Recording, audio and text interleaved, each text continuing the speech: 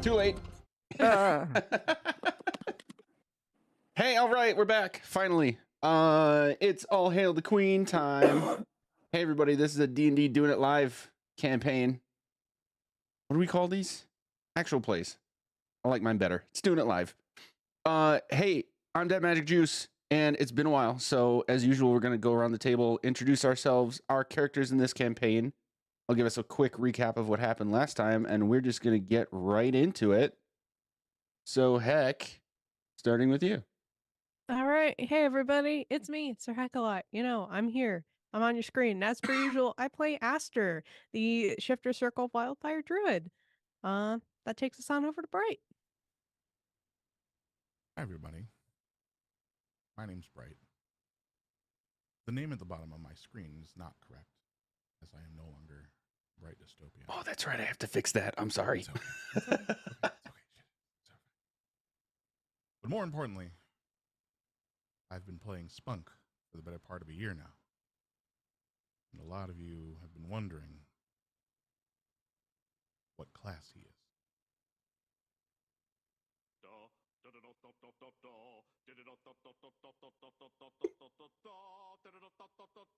Today is the day.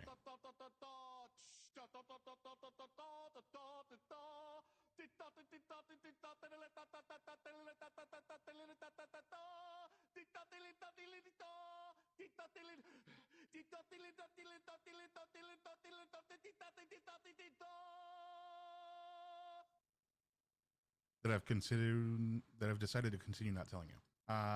Take it away, Hyacinth. I was ready for the remix of that.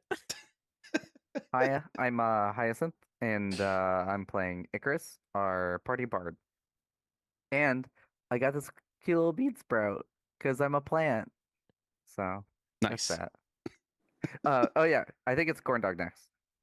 It's me, Corndog McGrubb. I'm still playing Juno, the Twilight Domain cleric.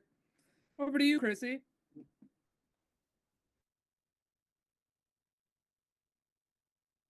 Chrissy, Ulta, magic. Damn it.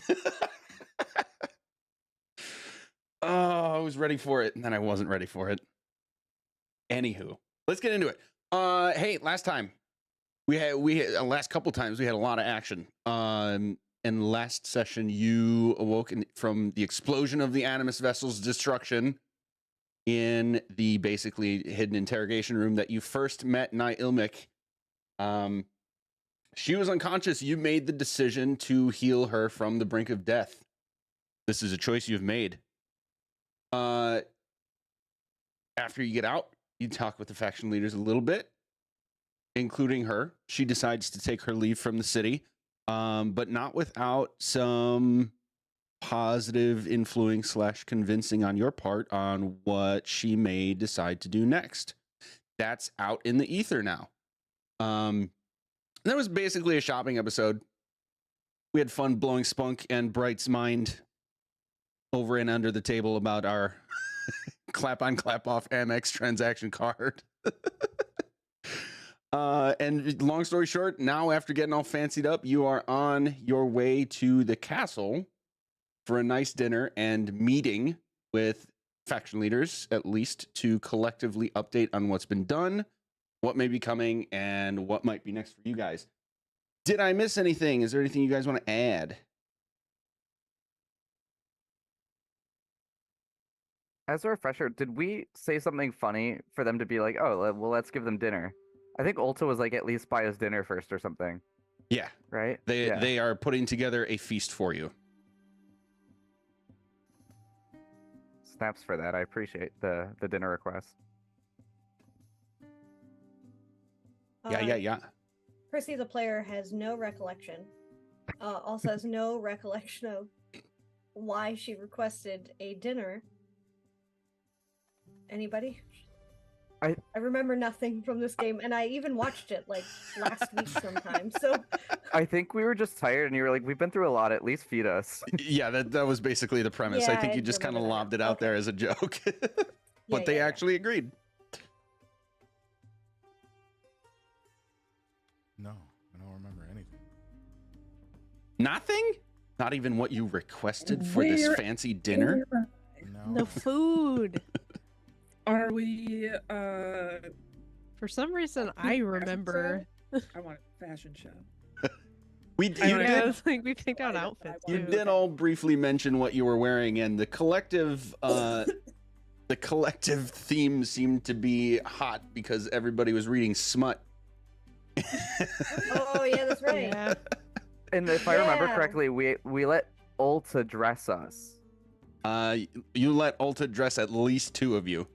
Yeah, Plus herself. I know that I had no idea what to wear, and Ulta did. So Ulta was going to dress me. Yes. Oh, I have notes from the last session. We also know that Icarus has erotic friend fiction about everyone. This is true. Yep. Yes. No, I I think Ulta forgot also that. deduced that. This is what we do. And if I remember correctly, that wasn't a thing, but you spoke it into existence as my sister, so I had to go with it. Yeah. It still may not be a thing in game, but I am starting that rumor that it is. But Icarus is just like too nice of a sibling and didn't want to ruin his sister's joke. Thank you. My jokes are important. All right. What year is it?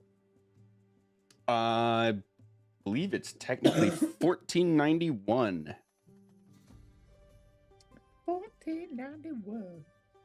I think like as we're walking as a group, Icarus is just gonna be like, is this the right way? I have to be honest, I have no recollection or memory of direction, geographical sense in this city.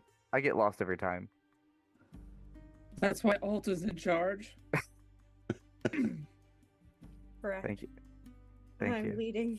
I am leading us three. I think only Juno and Aster were at the magic shop buying things like that, right? Oh yeah, that's right. You guys went to get outfits. You I did split Yeah, up we to get split up. goodies, but if I Yeah. recall I correctly, got you so did many come back things. together before Oh. going to the. You went to a clothier together. There's probably something on Pinterest about Yeah. this. And don't worry, guys. You don't look like total knobs. I think I made that like clear in the last game where I was like, I wouldn't make them look ridiculous. In Ulta's eyes. Correct. I think the way I we don't like talked it. about Trust Stuff like that. Ulta. I think the way we talked about it was like the clothes were generally fashionable, but the color choice was a bit bold and you loved it and you like sold us on it. That's right. I remember now. Yeah, like colors that looked pulled good to it her up. and fun It's patterns. too sexy. That's what I'm wearing, everyone. Yeah. Hell yeah. Tits out for Harambe. Alright? Oh hell. Why can't I find I this? saved it, but it's the most recent save in Pinterest, so it must be true. Yeah, I also found it earlier in the chat. Oh my god, that's right. No one else sent it in chat though. They're in What timeout. chat did I send it in? I just scrolled all the way up in our Discord chat. Is it in session sillies or is It's in the normal one. It's in All Hail the Queen normal. Thank you. Because this is a serious matter. Yeah, I definitely put the Chuck Tingles books in the sillies chat. When's dinner? I think we're heading there now. Spunk, But do you need a like, snack before we go? when's- Yeah, I'm pretty hungry. We haven't eaten. We Oh, here. And we she'll... spend so much time like shopping for shit that we haven't had time for a breakfast or lunch. And I'm wondering what time like dinner is. Like if we get there, are they going to serve right away, or do we have to like? We should probably have bullshit for an hour? milkshakes on our way there. I feel like that sounds right. Water milkshakes. Yeah. That sounds Where's the awesome. water deep froyo? Jesus Christ. Do they just like? Is it frothy? Do they just put it in the container and give it a It's jostle? thick. I It's might kinda have like, to make up a shop. You know when they like mix Yeah. up concrete and it stays like that wet but thick? Uh-huh. You know? It's like that. Like Some viscous. people might even refer to it as a concrete mixer, as just the beverage.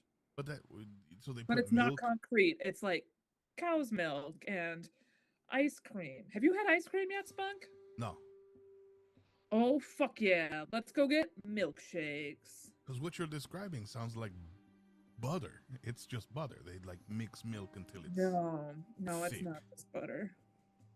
It's lighter than that. Oh, You won't even believe it. Uh-huh. oh shit! I'm really excited for this now.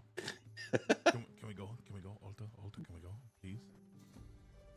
Are we wearing our shit or like Yep. new clothes? Oh yeah, I'm gonna slut it up in water. If I eat this light butter, is it going to get on my clothes? I don't want to ruin it and make all. You drink it through a straw. If I remember correctly, Drink it through a straw. Or a If spoon. I remember correctly, Mother always told us to have the concrete mixers after dinner. But if Ulta says that one is on our way to dinner, I think that is a sign, and we should follow the signs of fate, right? I know what straws are, though. By the way, and I've been. told Ulta's that they're going to walk typically to bad the for people nearest like me. confectionery place very quickly. She will absolutely know where to get milkshakes somewhere in Waterdeep. Hell yeah, brother. and- Hell yeah. All right. We're officially creating a new shop in Waterdeep. Woohoo! Welcome to the ice cream shop. DM's like, you start up the game going here. We're like, nope, Nope, to fantasy name generator we go. distraction. I don't give a fuck. This is why we play D&D, man. Just forgive me needing to take a minute to figure it out. Just do a knockoff of Culver's. Easy peasy. Sally's sweet creams. I don't like that you said that to me. This sounded a lot Yeah. worse out loud than it did in my head.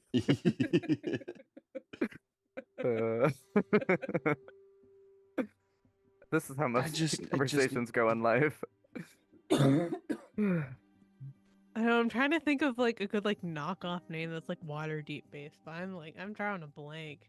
Yeah. He walks up to a store named Sugar Alchemy. There you go. Sugar Alchemy it is. Ooh. Except for Sugar Yeah. Factory, I'm picking up what you're putting down. Yeah. Sugar Alchemy it is. Want to be Sugar Tinkerer?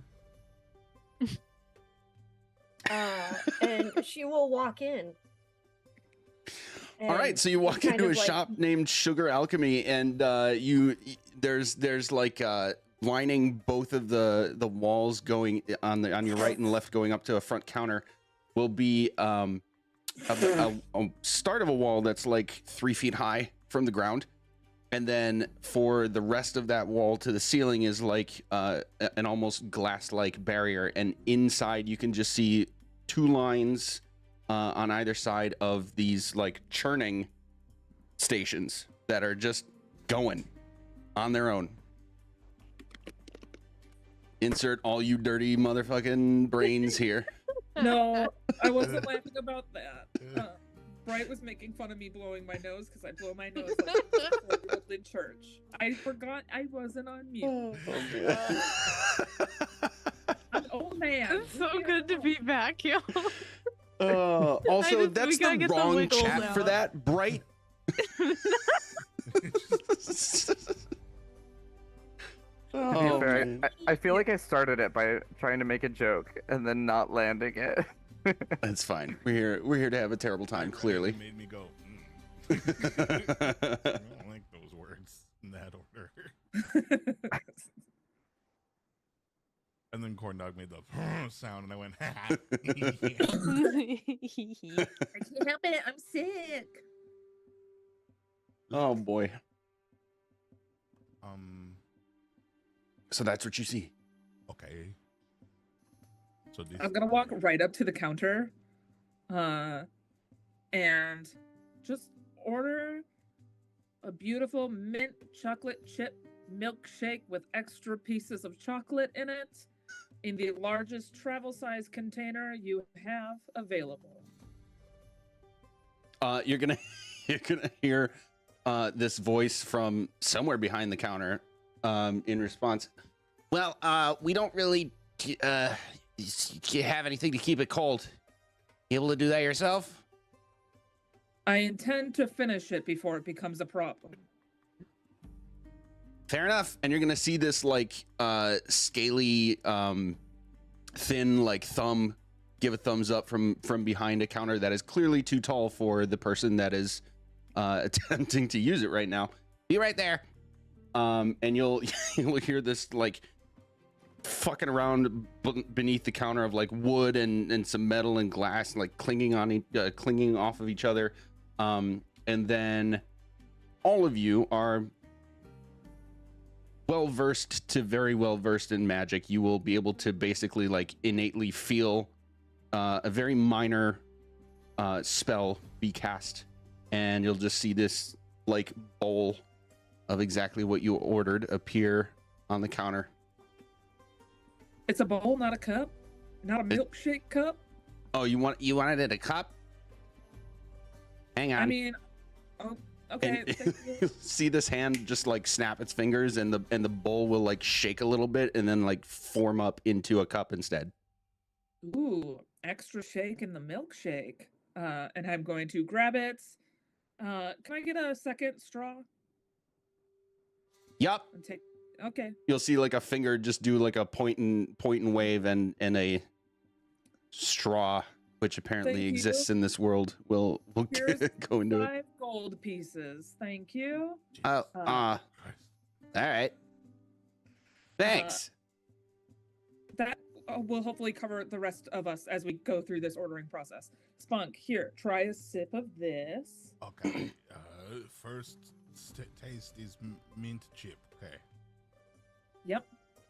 Hang on, wait, Spunk. I think you'll like it better if you add this as a topping. And she's going to crush up a bunch of crickets into it. No, Nice. that's fine. Oh.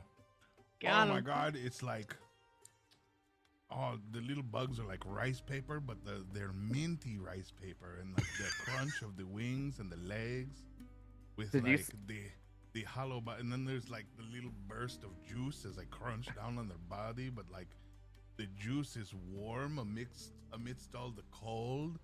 Oh, this is wonderful. This is what all ice cream tastes like. Did you say chocolate and mint with crickets on top? We call that a grasshopper. Okay, we call it a grasshopper. But, I like it. Boo hiss. Are they all this complex? Like, Like, how many flavors of milkshake are possible in this? Like, should I start off simple or should I go hog wild like you just did? well, I'm not gonna finish this one now. Oh, okay. So someone can have it if they want it. Why not? What's wrong with it? I don't eat crickets Why or bugs or body parts of bugs. not? Oh, but they're delicious. Like, have you tried? Yes. Oh, you have tried, and you didn't like it. Yes. No. Well, It then I- was a mouthfeel. I don't like things, I think, with exoskeletons as something for me to like chew on. Okay, I guess. To be fair, they're not very chewy. They kind of dissolve like cotton. Yeah, candy. but the teeth feels with the exoskeleton, just not for me. Oh, yeah, that's right. I forget that you uprights have teeth. I don't have those, so I just mash them around inside my mouth until they melt into like the rest of the goo that's floating. Yeah, around our in there. tongues are not that powerful. Yeah. You will look at Alta, and she is also just gumming the shit out of like a pile of cricket. Like, probably not a thing that any of you have ever actively noticed or we've like talked about, but Alta very much having like the Similar wider mouth. It's just like her just being like, yeah, because of and like just the whole like gumming them. leopard gecko thing. you- Yeah. you feel Holy like shit. somebody's pulled the corners of a McDonald's fry cup and are pulling at the end of it so that the middle part's just like smack, smack, smack. You ever do that? Every with hero's McDonald's fry feast has cup? been very alarming with the weird shit that ends up on the table. Bro. for Alta. Listen, for those of you at home, go to McDonald's or any place that serves fries if you don't want to shop at a shithole like McDonald's. But go to a place that has like a fry cup, a little cardboard fry cup, and bend the sides in, and then just like pull at the corners because it'll just be like folded on the inside, and the middle part will just duck mouth the whole time. It's like I thing to almost do when I had was the 10. availability to do this for you on screen. But, you know, I realized my thing is downstairs. Aw, No. on break, go get it. Yeah.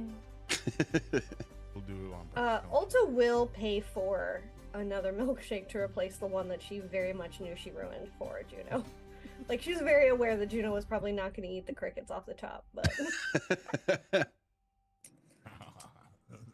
When you offer money, this hand's gonna pop up again and go, no, that was way overpaid for the first one anyway. Can I get another one of these? But this time with extra whipped cream on top to help me feel better about what just happened.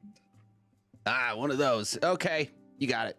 And then you'll hear the same sounds again, followed up at the end by a.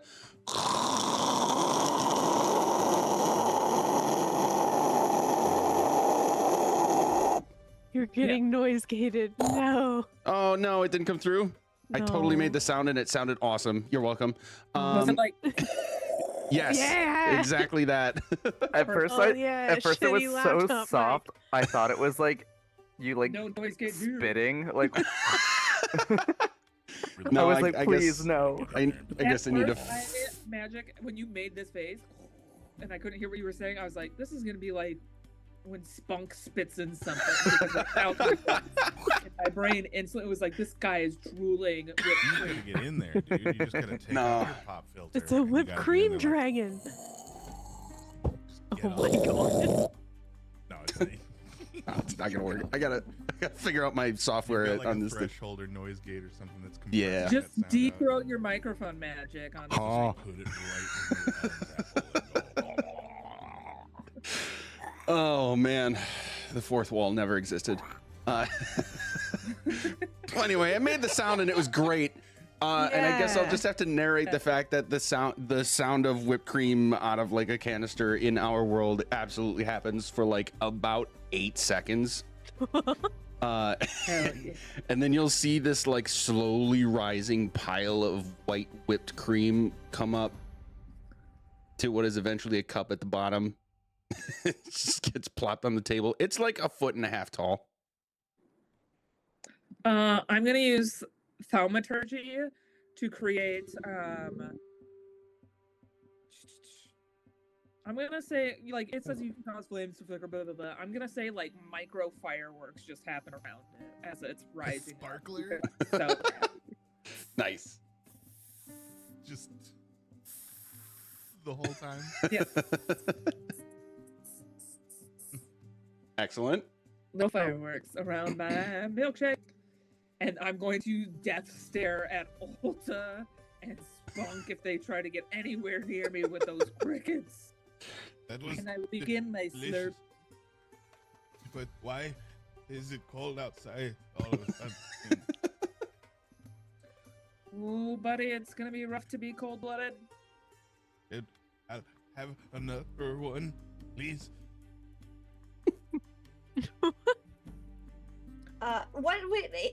before you have another one of those, why don't you try one of these? And she will hand you a little like amber colored sucker with like a big old like mealworm like in the center. And she, to be honest, Ulta probably would have only like with a spoon eaten the milkshake. She probably would not have just slapped it around her hands and stuff. I got But my hand in there She with is like a child with this one, where it's just like it's just a gummy mouth with like a stick going back and forth, just sugar kind of like pooling at the corners of her. Yeah, exactly. Corn dog. Good. Thank you. like a knife in a garbage disposal. Just Ding, You're ding, not ding, ding, moving ding, this ding. lollipop. You're moving your head for the lollipop. Your neck is doing the work. And she's gonna turn to Hyacinth and Aster and be like, "Aren't you guys gonna have anything?" As like like popsicle sticks are kind of just like moving around. Uh-huh. And- I was, I was just waiting for you all to, to be done. And Aster will approach the counter, and just ask for do you have any lavender ice cream perchance? Yeah, that's not really asked for all that much. You got an interesting taste there. Snap of the fingers, you're gonna have a cup of this like off-color lavender ice cream or milkshake, I guess, appear. Thanks. Can I get two scoops in a cup? No, in a bowl of the liquid leaf and grass tea with lychee on top. You'll hear a couple of behind the counter, and it oddly quick compared to when you think about what exactly you just ordered. Slides it over the counter. Thanks. This is vegan, right? I ordered Not exactly. I ordered like grass ice cream, so I wasn't sure. Oh, I totally misunderstood you. Retcon, yeah, totally. Oh, okay. I want the grassiest flavor of ice cream you have. Done.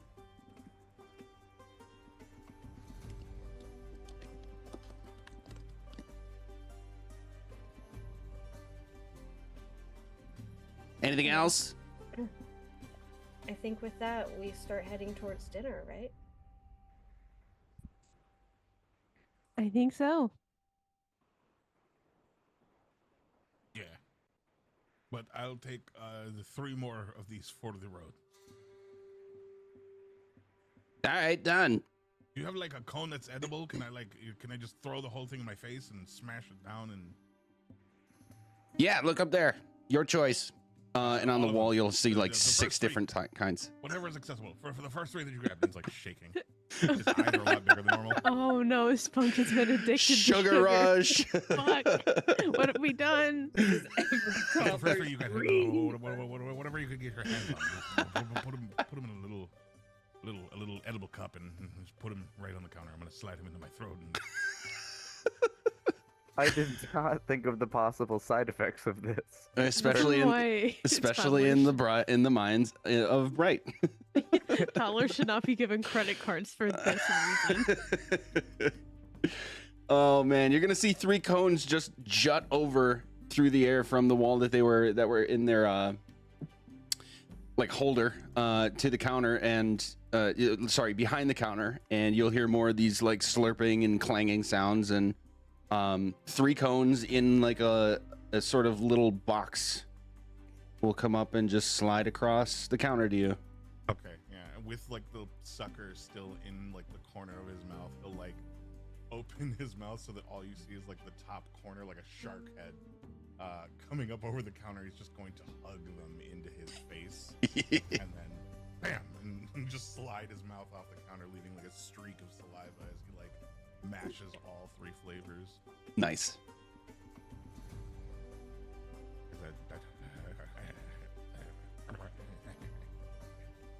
You okay there, Spunk? What? Yeah, I'm fine. It's good. Delicious. Okay. You're. I feel like you have a lot of like audible thoughts to yourself that we can't quite comprehend. Nope. Just, Okay. no. Can we go back after? When dinner's over, can we go back for more? Yeah, We're if you probably want, gonna be you can try closed. hot chocolate next. We'll break in. I can get it. No. Let's not commit crimes. We can't commit crimes here. Ulta has to live here. Can we make it at home? Is there ingredients? Can we go to a supermarket or something and just get some milk and sugar and the ices, and I don't know, put them in a blender or something. I don't know. Just like, can we make some at home, or is there a way to get late night ice cream? I mean, we could use up one of these chalices I just bought and do a hero's feast, and I could just create it. Make it but all ice cream, all of it, the whole thing. Spunk, are you telling me Hey, you want to do an all desserts hero feast? Yeah, yeah. Is there something wrong with that? Is that okay? Fuck yes! Yeah. Speaking our language now. Icarus is gonna hand Spunk his canteen. He's gonna be here. Have some sugar water.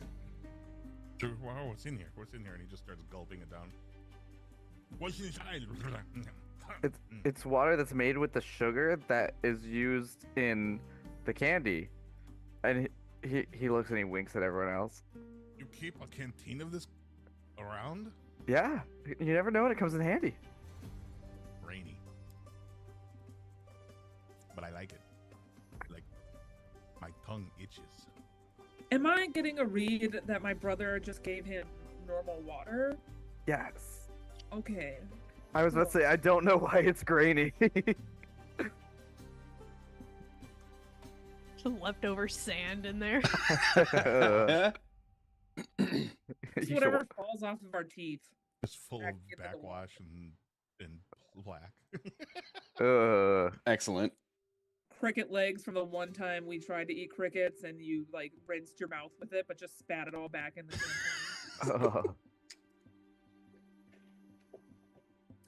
Anyways. Strange. Anyway, let's go. No, for dinner, I guess.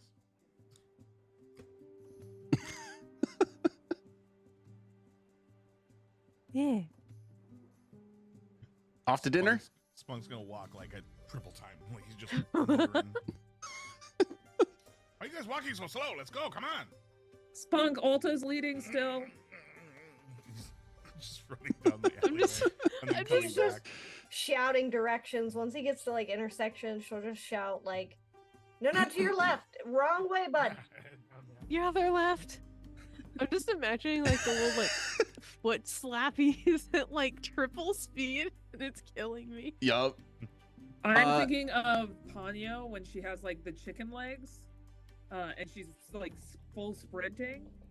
That's what. Yeah, I'm that's what it's Spunk like. right now. Like legs and belly first, head, eyeballs, everything else comes later. Hell yeah. And as you're going through town, all of you would notice that you're getting like looks of like in most cases like, oh, they look good. Spunk, especially in your case, by yourself with an Ulta exclusive outfit, you're getting like double takes, and you'll catch people say every once in a while like, "There a show? Is that a joke? What's going on?"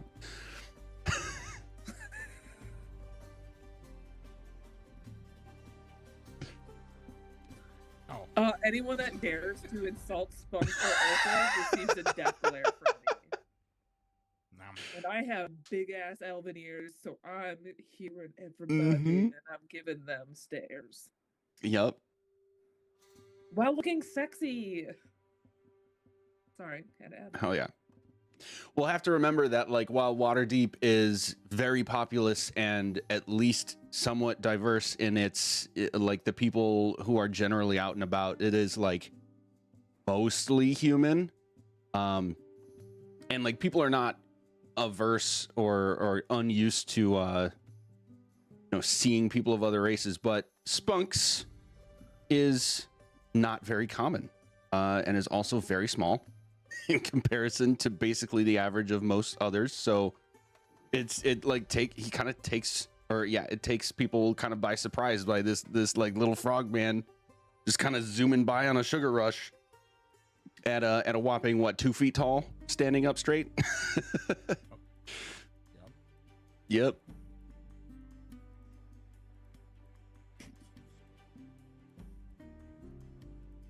Yeehaw. All right, so Ulta leads you to the castle, where you are actually you have been instructed to meet with the faction leaders at the same conference room that you've been in before for actual, like, wow, now I lose words. Council meetings.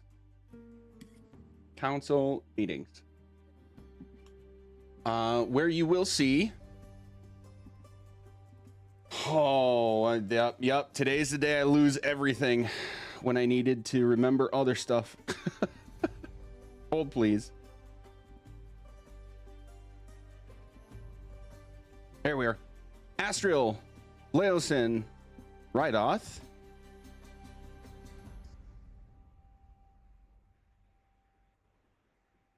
Yeah, those three.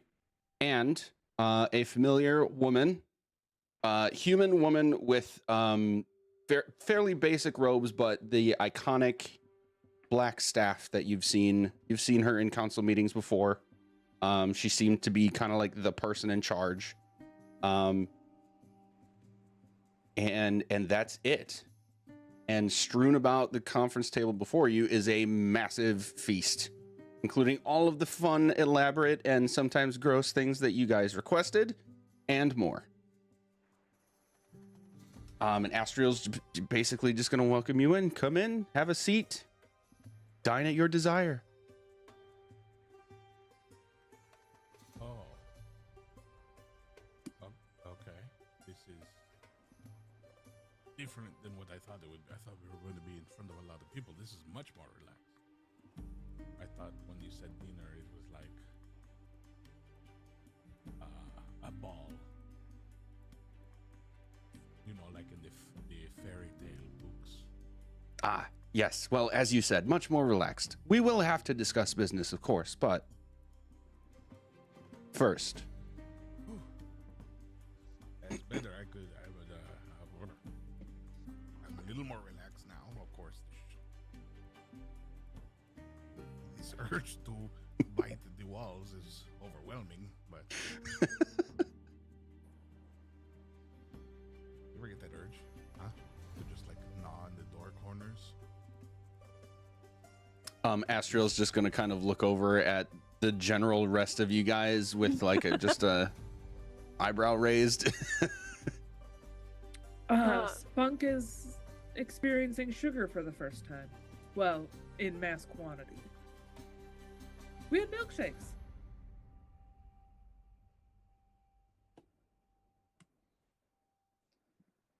Icarus will sit at the table and slowly pick at food to not try to hint them that he had too much ice cream and might be full. Oh no, what have we done? Well, it looks great. What was that, Heck? I was like, well, it all looks great. Let's eat, everyone. We munch. What's suddenly served? What are we eating? What is this? Wait, say it again. I missed it. What are we eating? Okay, insert expose here where they basically show you everything you guys requested. I have to fully admit I lost the list, but I believe all 5 of you had some like very specific and sometimes odd things that are like a little off kilter. All of that is here. And Waffles. Yep, and then they will also explain that there's like whole chickens that are available, and oxtail soups and roasted beef, in like all of that is in one section, and you have another section of like just whole salads of various varieties, and like bowls with different liquids in them. And Spunk, I don't know if you've heard this term before, but they would be addressed as dressing. And then all sorts of fruits and vegetables in these like arrangements and arrays. The fruits, vegetables, and salads take up like 2/3 of the whole operation, and the meat's all packed into the last third. Are the meats... Now I can hear you. Jesus. Hey, Whoa. we're awake. Marie said I was quiet in chat, so I found a way to Are you- bass boost. Are you able to dial it back a smidge? No. Okay. Maybe pull the mic 2 inches farther away or something. Yeah, I'll 20% reduction in volume there. Is that better? That is much better. Thank you. Are the I meats... want to be concussed. Are the meats cut up into little pieces? No. Aside from like the only like pre-made dish would be like the soups and stews that are, and even those are in like small cauldrons that you would still have to like scoop your own into a bowl kind of thing.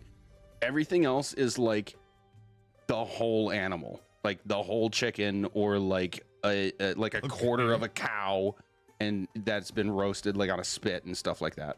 I'm gonna lean over to Ulta then and be like, since we're in a place that is like a little bit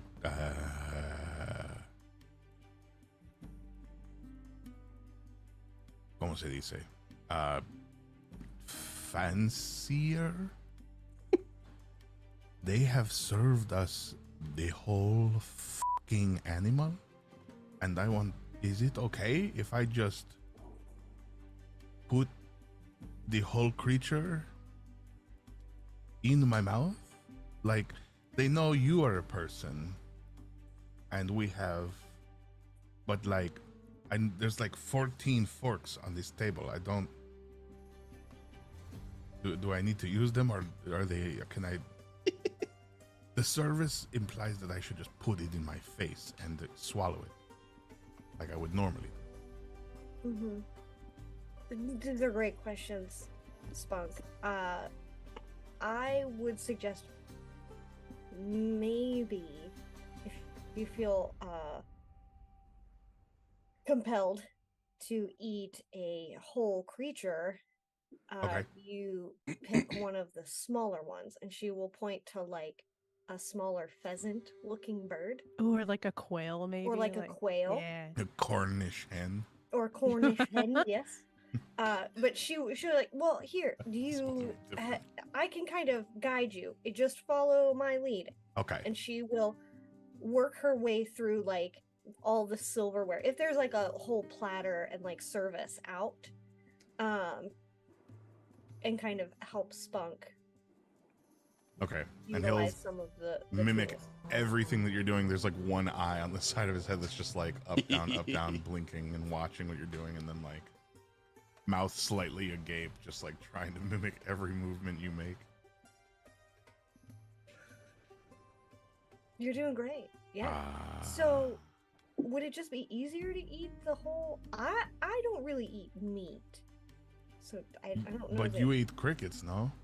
Well, I suppose crickets are a form of meat, but I just don't eat like that. And she's going to point to like probably like the pig with the apple in its mouth. Like, Oh, I mean, I'm not- neither would I. But like this small bird is basically a cricket for humans and elves, right? Like they're disgusting floor creatures that they You- eat.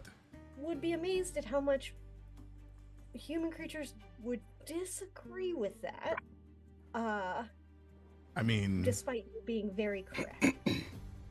I mean, and he'll like open his mouth and like the tongue will snatch one of the quails off the table and bring it right back into his mouth, and you'll hear this like audible just crunch as he whole mouth breaks the chicken in his mouth Oh, or that the was quail in his visceral.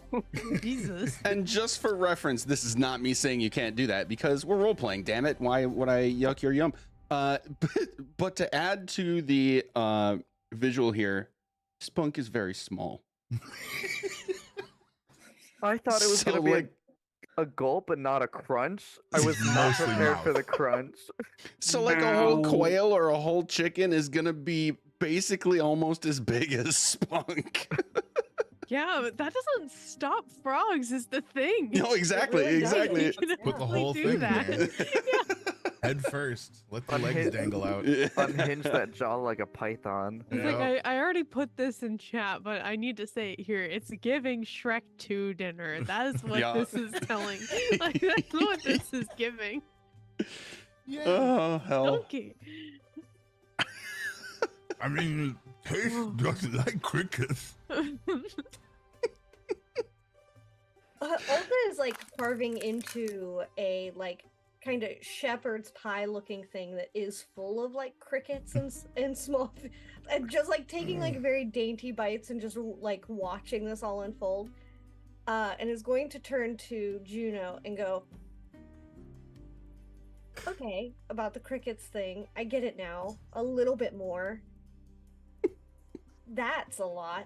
And she's gonna turn to Spunk and be like, so, maybe next time, like, we just cut it into pieces, maybe. I think it was the crunching of the bones Sure. that got to me this time. I don't know that... Right, Spunk, can you digest bones? Oh, absolutely not. They will. Oh like- no. They're like when. Immediately. They're like the last time you had corn kernels when we visited those wood elves, and they had like all that corn. Just the whole pieces will come out the other end along with the other sputum. There's a word. Uh-huh. Can those bones impale you while they go through your gastrointestinal system? I guess they could if like someone had like stepped on me while I was digesting them, I guess. But my interiors are more like a tough rubber substance. So like they'll kind of just roil around in there like a dryer, you know, with wet clothes. I'm If you looking like- at Aster horrified while the conversation is happening outside. Imagine if you left your favorite pair of daggers in your pants and put them in the washing machine. Aster is like fully like put down like her silverware at this point.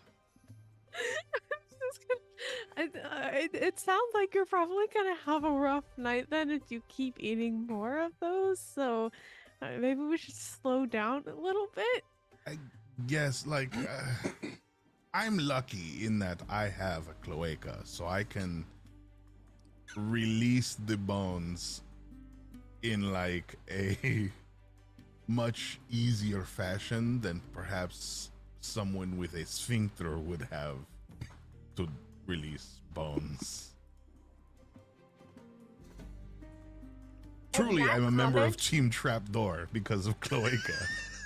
Exactly that comment. Ulta is going to turn to Astral and the rest of the people sitting around the table because we've just been sitting here saying all of this stuff out loud to everybody. Yep. It's a small dinner. There's like You know, this is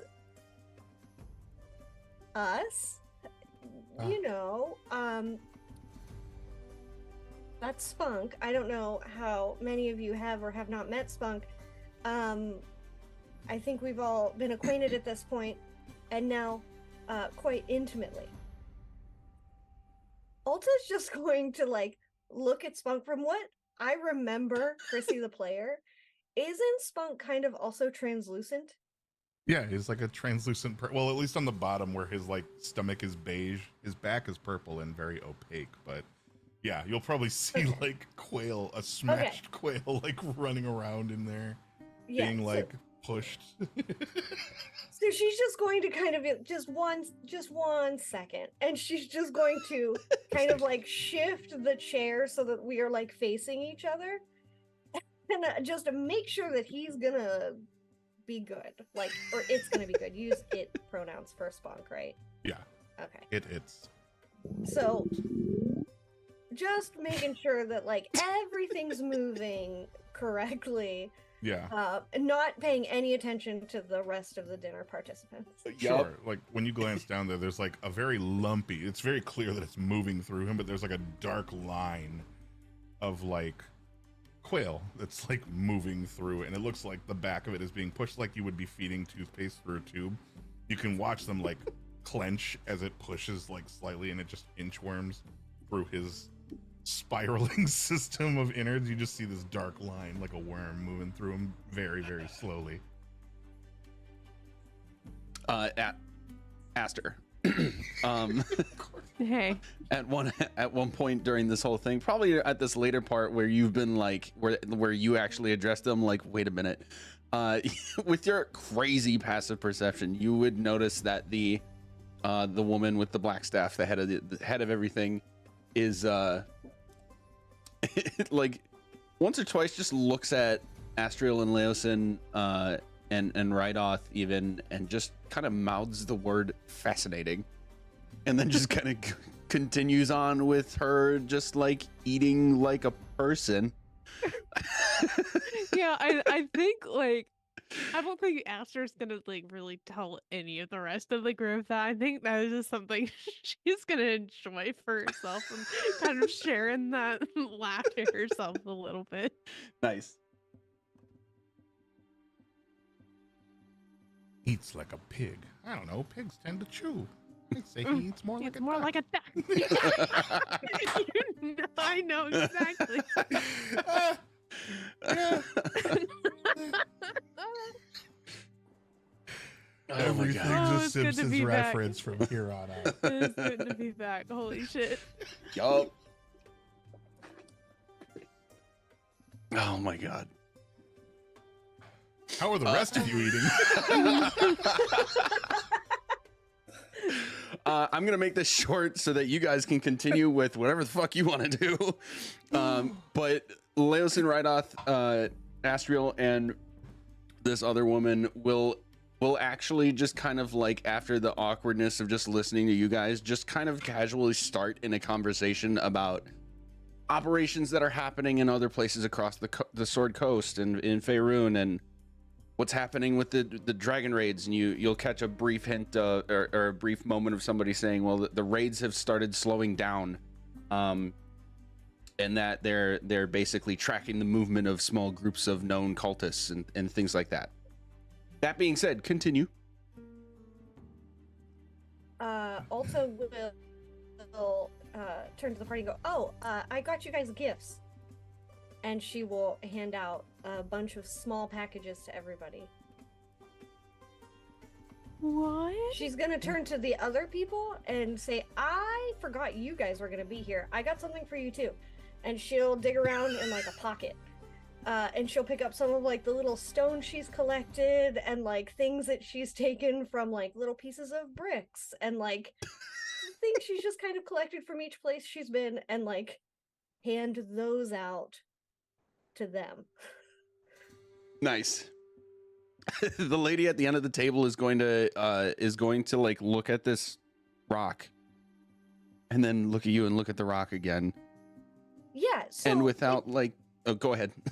if you just look at it on the one side, if you just turn it over, some of that is like the skull blood of like bad guys that we've killed on the other side of it. she'll like put her fork down and pick it up and turn it over, then look at you again. And she does not miss a beat. She does not change expression or anything. She just kind of like turns her eyes toward you and says, "Fascinating. Thank you." And sets it down and continues eating. Ulta, you didn't have to get us anything. You guys gotta open them. They're great. Open them. I'm really proud of this. Really proud of these choices. I think I did good. This is so nice of you. I'm scared it's a book. Open it up. Yeah. Aster's gift is a small pot to put Seymour. And it looks like it's gonna fit a little bit bigger, so because he's grown a little bit, so it's still gonna fit on your staff, but it's just gonna be like a little bit wider to fit a little bit of a bigger Seymour. Big boy. Mm-hmm. I always getting so big. I shouldn't assume his gender. And just to make sure we remember this correctly too, he's got little legs now. when he's on the staff, he's still pretty small, but he has grown a bit. But when he popped off of the staff that one time, he like instantly blew up to like a little bigger than Ulta. And then when he hopped back on the staff, he like shrunk back down. So that's what's happening with him. Yeah, it's basically like a sleeping bag. Oh, Like it's meant that's to like, you know, when he's riding around with us and he's smaller, he has like a safe spot to be. Oh. Are these things wrapped? Yeah. Okay, yeah. Spunk will slap his tongue down to like where you hear like the paper go, tch, and he will, when he pulls back, it'll just be the paper that comes back, and it'll just be like, and he'll like chew it in his mouth and like put it away, as it were, but the way that he puts things away, where he just kind of chews it and swallows it, and then he starts to pick up whatever he's got. What did he get? His is actually very different than everybody else's. It is a book. I believe I purchased him a book also. But it is her favorite childhood book, and it is called The Little Prince. So it's just this tiny little book, and it's got these very delicate little pictures on the inside. And she's, as you are like just like tonguing this thing, she's just like watching it, and she's like, "Yeah, I think that maybe I should have gotten something." For that clarity, it's deeper." just the paper that rips Oh, away. okay. The actual book stays on the table. So he like grabbed it and like yanked it off of the thing, leaving the book behind. But he will pick up the book and like almost very delicately, like it's the one thing he knows the etiquette behind, but he picks it up like by the corners and like sets it on one arm, and then like starts to like he'll have it sitting up like this, and he'll start to turn the pages by like the side. He'll grab it by like the middle of the page and start thumbing through it. His little sticky pad fingertips will actually just like dab onto the page and pull it up as if he had like done one of these and pulled at the corner, but he just goes and then it pulls with it, sticks to his like little finger, and he like turns the page, but he's very delicate about it. It's very methodical. He'll like flip through it. This is beautiful. I will read it later. It's very easy. It's a children's book. It's meant for children, like small humans, I think. I mean, small creatures, I suppose. Young.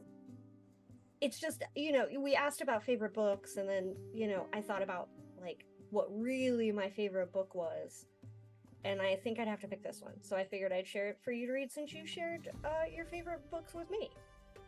Well, thank you. I will definitely read it later, and I'm going to have to scotch guard it to keep it protected.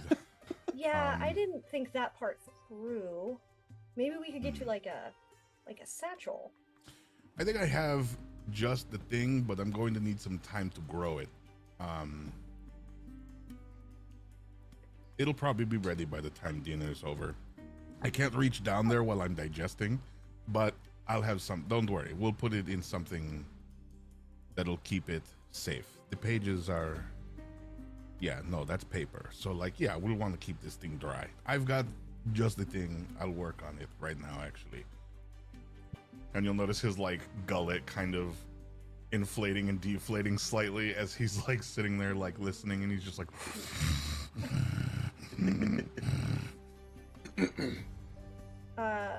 she's going to point over to Hyacinth.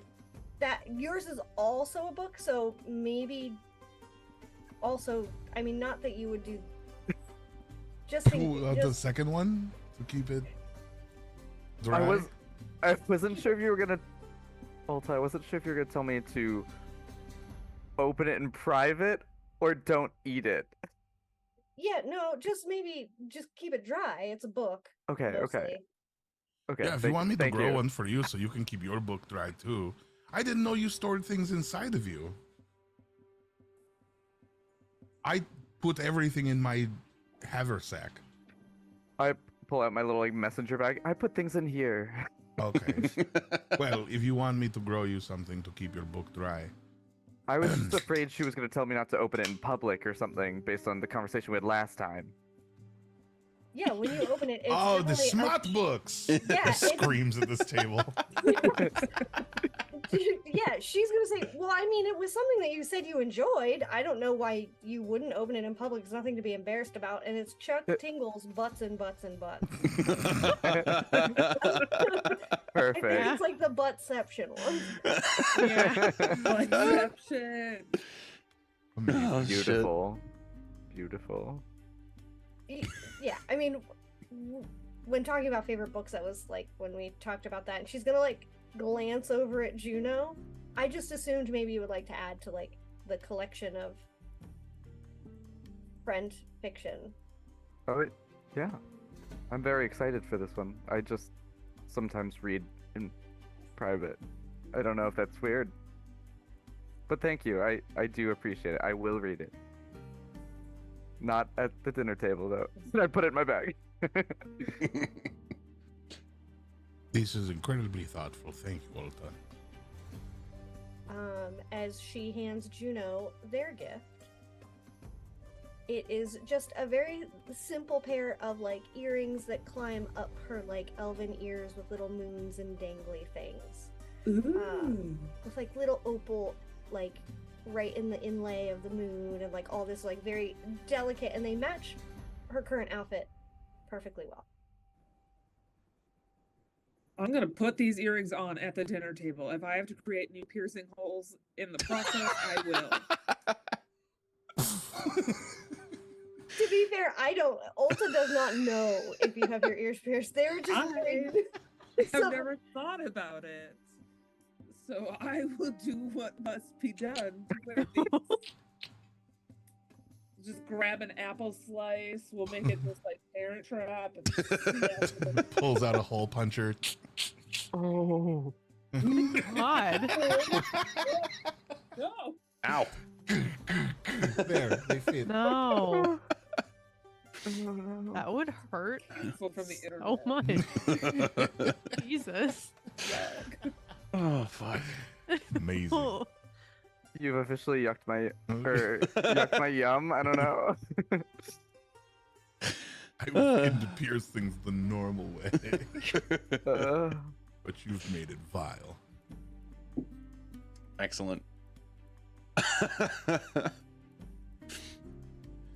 Well, Was that all of them? before we start crying, the business you said we had for discussing. Leosin's gonna chime in and say, "Yes, we'd like to, if you would, hear whatever details you can glean on us for what you just finished. These vessels that you were sent to destroy, and seems Nai was able to come back with you all safely as well, and went off to do her own thing. Do you know where she went?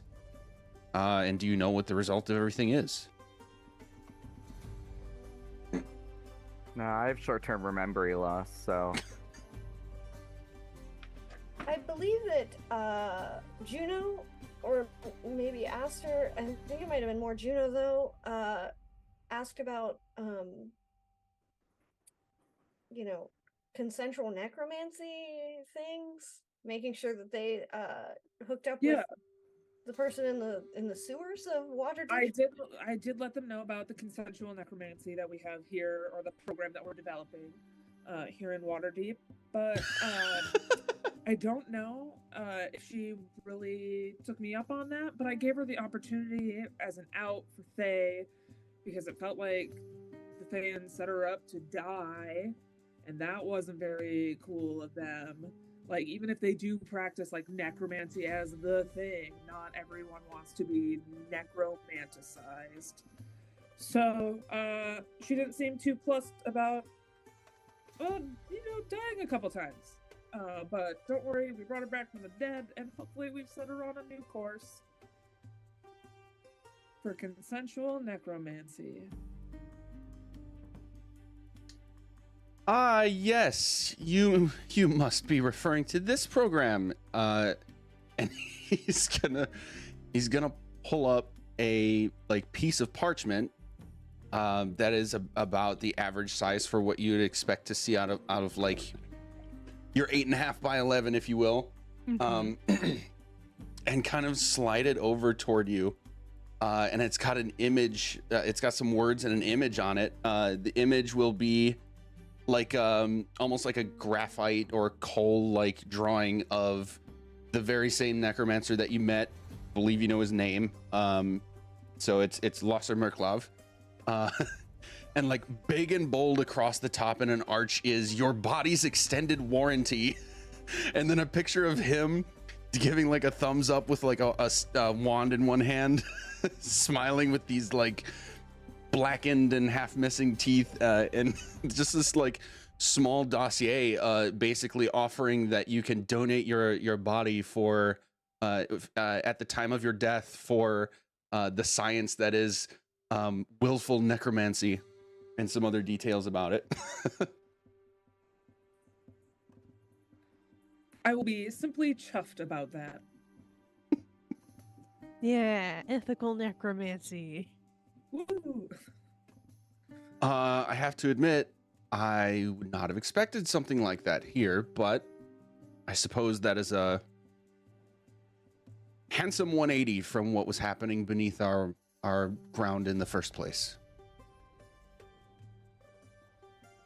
Right. Well, there was a lot of non-consensual necromancy happening here, so you're welcome. Baby for steps. that problem.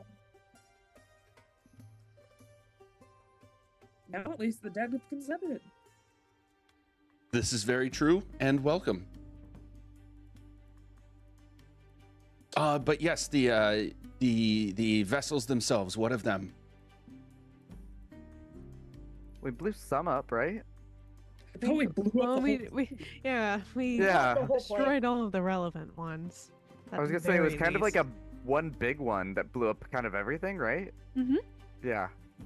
It's like I don't remember blowing up multiple, but I think they were all in one. That they like couldn't. yeah, it's in one The centralized vessel whale. location. That's right.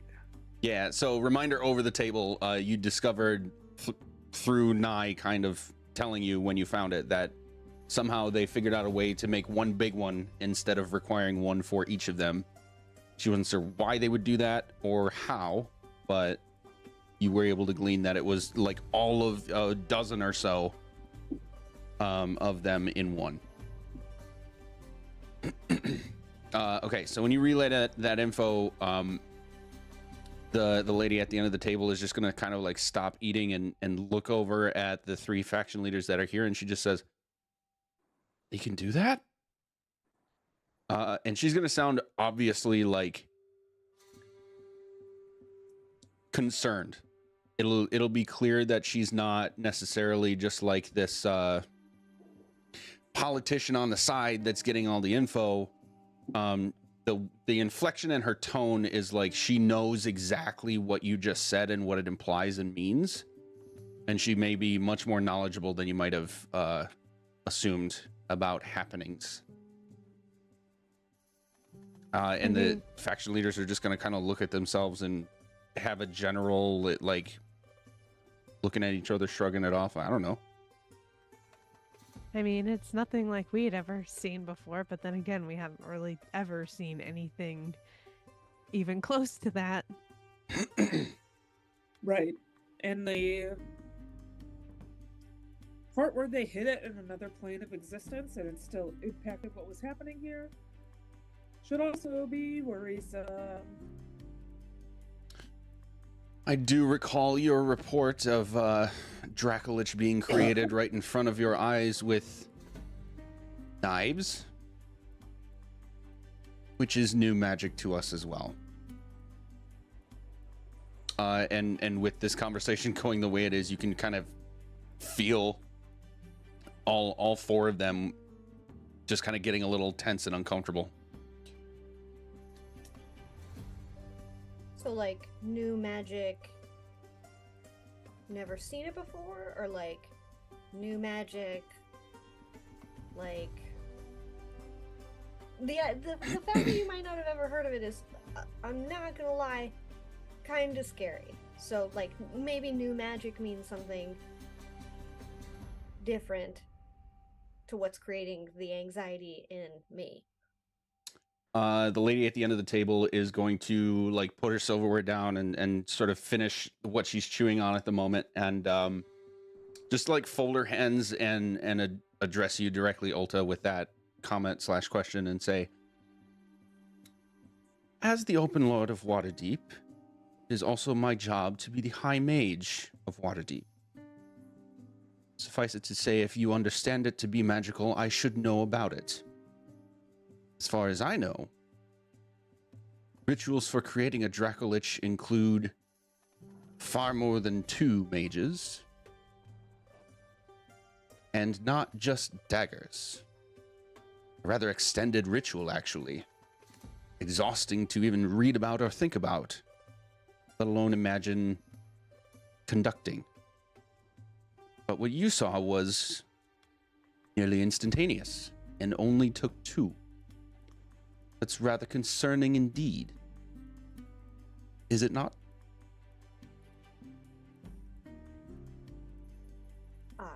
I'm not much of a magic user, so all of it's pretty wild to me.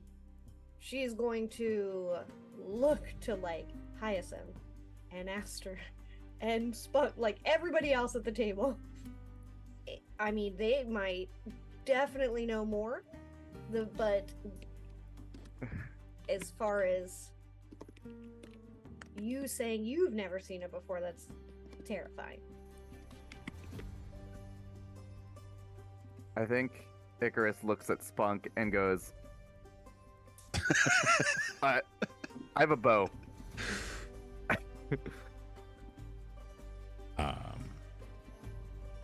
I mean, I haven't seen it either, but that doesn't mean we can't figure it out if we were to, like, apply general magic mechanics and the theorem to it. I agree. What is it about this that confounds you so? And reminder, Spunk was not here when this happened, right? This was before Spunk joined the party. Is that true, or were you there? And also, what the fuck are we talking about? So let's have you make a history or arcana check to see what you might know about this particular I'll do Arcana. ritual. Fuck you. It was on 13 and then it tipped over to 1. No. 11. Okay, Fucking so hell.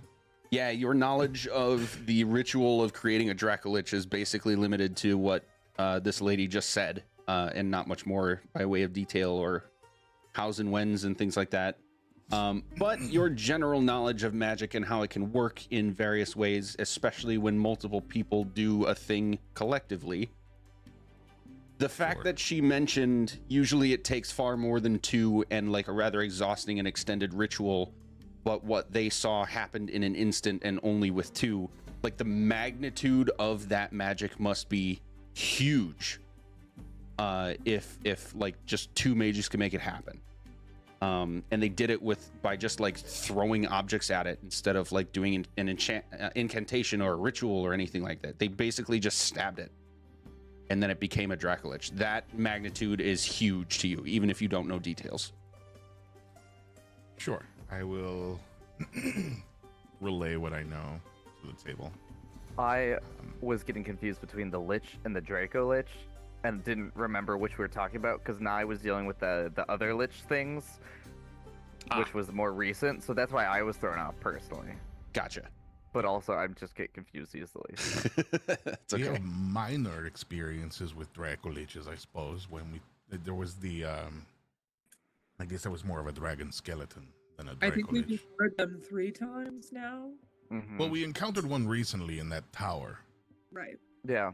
but I don't Yeah, recall if the that was a tower- Dracolich or a I think- dragon skeleton. The first one was the blue dragon. It was blue or green. Wasn't it a white dragon? The first in one was the white one on the castle? castle. Yeah, in the castle. Yeah. Then the green, and we had Spunk at that point. Yes, Pretty you did sure. see the green. You experienced the green one. Yep. And then yes, the one you're referencing in the tower. All of you Black dragon. would understand that was not a Dracolich. That was animated dragon bones. Mhm. Got Two it, different dragon things. skeleton. Okay. Yeah. They were thinking about it. We just stopped them. So perhaps it's magical items or blessed or cursed items by the divine. Maybe it's not just these 2 people creating it. Maybe it's something beyond them. No offense to all the people at this table. There's just only so much we can do versus how much the gods can do. Mm. No. I mean, it took 2 mages to create what now? Which one? The one that you were not there for, the white Dracolich. But so here's the major difference over the table, because I would assume that this has been explained, and that we're just putting pieces together. So reminders over the table. The green Dracolich that you saw You saw the red wizards and those I'm forgetting their names, but the small like humanoid dragons appeared. Oh, yeah. And they daggered this dead body of a dragon, and it came back to life as this Dracolich, the green Dracolich.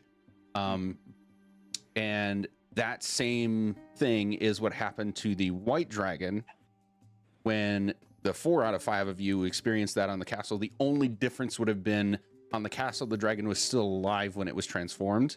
The green one, you had killed it, and then they transformed it. It reanimated. But it was the same mechanism to make it happen both times. The white one was the one that I said blue for. That was the one I was thinking of. Gotcha. Okay.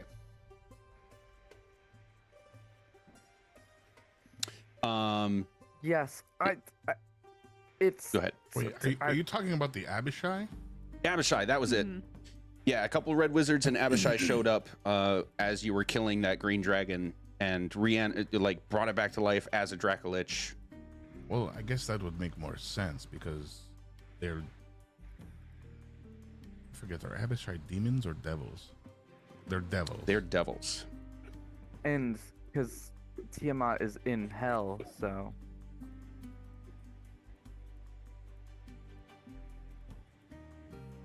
Okay. But it feels like they're connected in too many places as well, like dragons and necromancy. It's like one would be enough on its own, you know.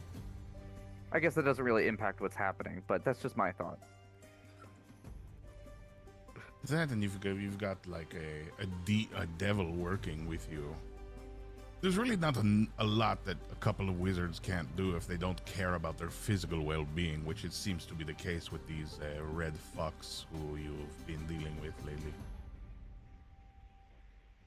Or Yes, if you it don't need to seems- sleep.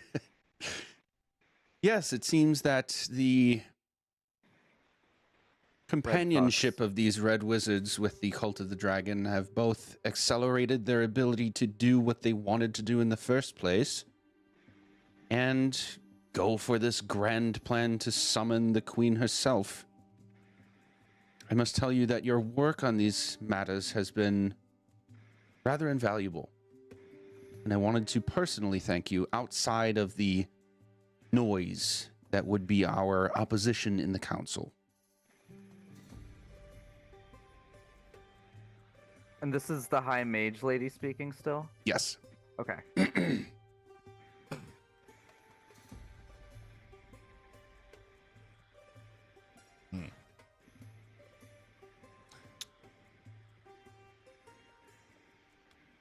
I mean, doesn't really change anything that we have to do. I mean, we're here to discuss what exactly, because our if I'm not wrong, our plan was originally to fuck with them. Yes. In such a way that they can no longer do the thing that they want to do. I can at least assure you of two things. You have, as you say, fucked with them quite a bit over the last several months. I'm gonna fist bump Olta. Your adventures and operations have disrupted them manyfold. And while they may still have the means and resources to do what they plan to do, it shall take much longer than we originally anticipated at the very least. And most likely be much more difficult. That leads me to my second point. This is to say, you have time. The situation is not quite as dire as it was months ago. And I encourage you to do things that you find helpful for yourselves, both in growing in power and personally. And take some time to just do what you please. Take a break, if you will, before a final encounter must be had, while the rest of us will spend that time planning. You're, of course, welcome to be involved with that planning if you wish as well, but you have the choice. What planning are Or you planning. planning? a full-scale invasion of this Well of Dragons. Okay.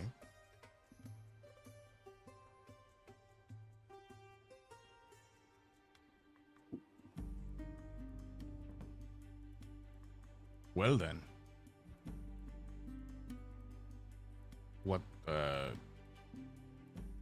sounds like you've already got the plan, then. You could just, Just the beginnings of it. do it. Based on our intelligence and resources available from across the coast, it doesn't seem that now would be a good time to make that happen. While we could, seems more time to gather new allies, many in part thanks to you, many entirely thanks to you. Getting an inventory of resources, people, weapons, and strategies available to us will take some time to finish. Who's left that needs convincing to acquire said resources and whatnot? At the moment, we have some operatives in the far north working with your giant friends, again, thanks to you, to see if they have any fringe tribes that may be able to join the cause. We also have operatives in the various large cities of the Sword Coast to gather the mages that teach at universities and better arm them for application, as well as some students that may volunteer. This is a question for the DM, but which faction leaders are at this dinner? By name or by faction? Just by faction. Lord's Alliance, Harper's, and the Umbrella Enclave. Yeah. Yeah.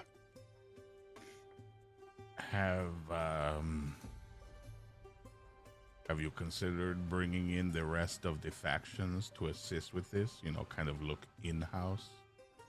Yes, of course. Nearly everybody is on board. But Then these are the where are operatives I speak of, who are gathering more as you are as well. Where are the rest of them then? Why aren't they here? They are currently still working on their missions. Oh. What missions would those be? She's going to Are those repeat the what she just said. operatives in the north? Yeah, operatives in the north, and she mentioned universities across the Sword Coast.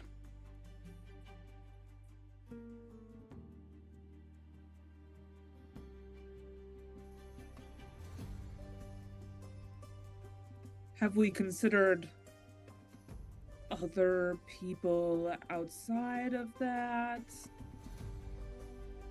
Like right off? Have the druids said okay? They will do it. Many of the tribes have agreed.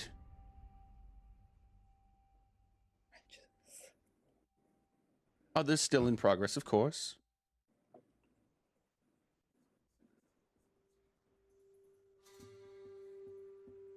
Do you need us to go make progress? Well, I'm Do you sure want based us on... spreading the word of Waterdeep, the good word of Waterdeep. Are we? You need Can us I to- insight check this bitch? She feels like she's lying to me. Go ahead. Juno, finish what you were going to say?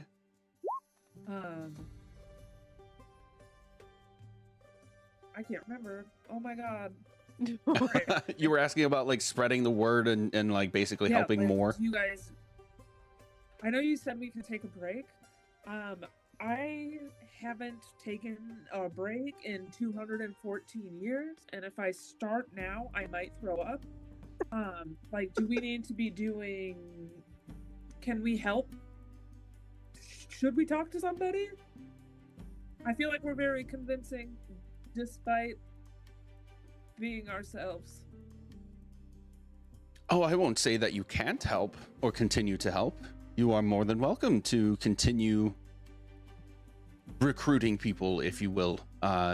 Telling people about what you know, what you've experienced. If you ever discover anyone who seems oppositional or in disbelief that this is even happening in the first place, as is evidenced by nearly a third of the council even still now. I think the only difference at this point is we do not have anywhere or anyone to point you directly to on a mission, so to speak. I see. 13. Right off, by the way. where have you gone so far yet? To in terms of the Druid tribes. Ooh, I was not ready for that. Damn, I was doing so well. You're doing great. Okay, I'm gonna say this, and then we are actually having so much fun. I'm just realizing we're way past time for our first break. So she's going to list off. There are what, 13 Druid tribes? Something like that. Maybe. Something like that. I don't know. She will list off about a little over half of them, and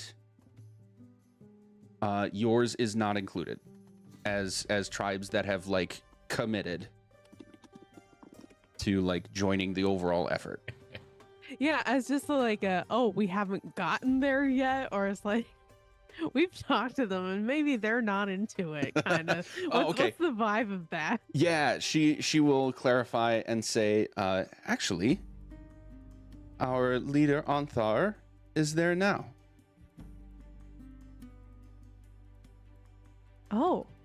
Why would you send him? It is my understanding that he has a certain way with your particular tribe, and if I understand correctly, is good friends with your father. And Spunk with your 13. It seems like she is being a little bit politician-y about her responses and things like that, but it really doesn't seem like she's hiding anything or lying about anything.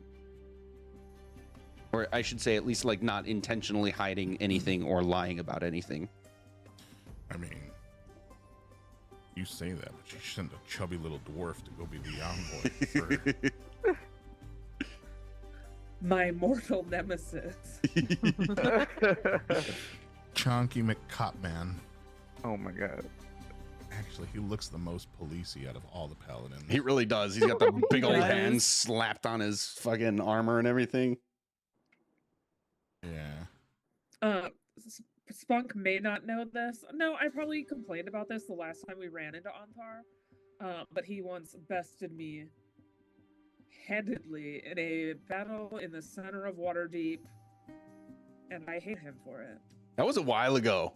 Yeah. That was a while ago. Yeah, holding a grudge. Don't let it go. That was like, I think the first, that was the first day in Waterdeep, I'm pretty sure. It was like in I the think so. streets, hammer to hammer combat. And I believe Icarus placed a bet too, didn't you? There's something like that. Yep. Yeah, It was on at like a Antar. betting stand. Yeah, I believe I bet on Anthar, but then felt bad and tried to help my sister win. Yeah, Something like and I that. got in trouble for cheating because you tried to help me. And I also think we didn't know he was a leader at that point. We thought he was You Oh, we did. Super. Oh, We okay. did? You did. I Yeah. thought we found out after that fight. No, he basically like took you guys out on the town that day after like Leosin met you in the street in the first, like when you first arrived, and took you to them, and that's when you met Anthar, Astriel, and Rydoth all at the same time. And then he okay. kind of like took you out on the town for that day. Anywho, okay, it is time for a quick break. We will be right back. Ice cream.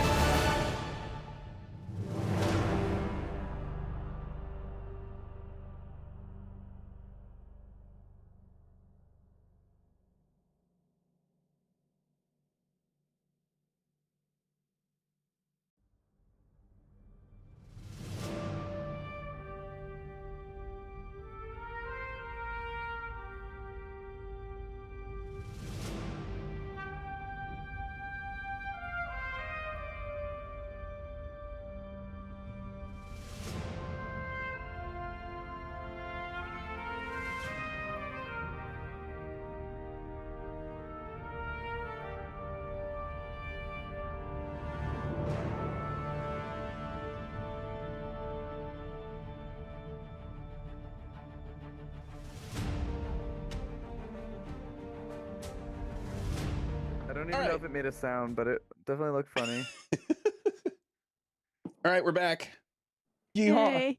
Yay. Hey, it's been a time. We're talking with the leader of the council as well as a few of our faction leaders and found out some stuff.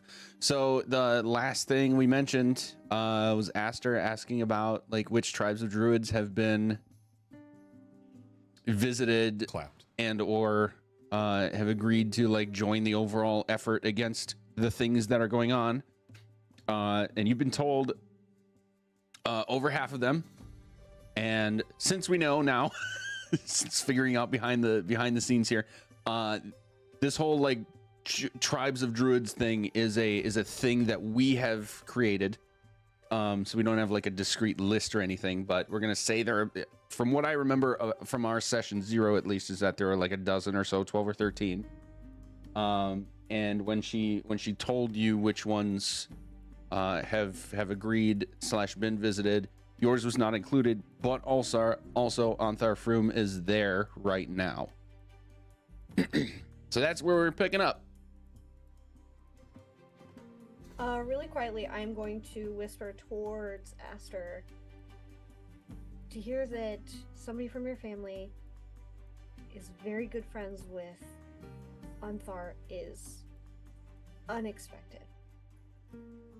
I mean, I'm just as surprised as you are. Never mentioned anything about him, and like, it's just this like the loading screen is going on in her brain right now. It's like, did he visit at some point? And I just like don't remember. Like I don't know. Like it's just something that Aster doesn't recall, and it also surprises her too. I wonder how we got. Well, you know what I just realized? We can go home. Well, not your home, my home. We can go at any time. We just need a tree. I didn't think about that until now. We just need a tree. Icarus is just saying out loud. Oh, Antar, I love that guy. He's so cool. Oh yeah, a tree. That's sick. We could go immediately if we wanted to. Well, it's nighttime. Maybe could wait till the morning. Maybe I don't know, but we could go. Whenever you want to, right? I'll look around. Any tree? Doesn't matter which.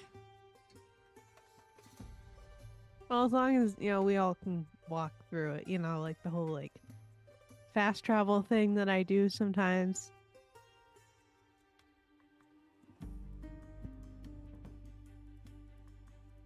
But yeah, I mean, I don't know. We have time, and if you all wouldn't mind joining me, I would be happy to show you around. The tree? Let's do it. Or around here? My home. Oh. Sorry, I struggle to follow linear stories. That's okay. Is anyone else gonna question that?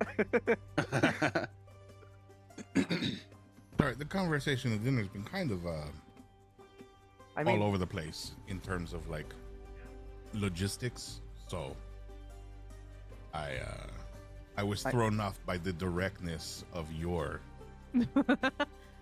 share. Yeah. Yeah. I mean, they just said we have time, so we might as well make the most of it while we can, right?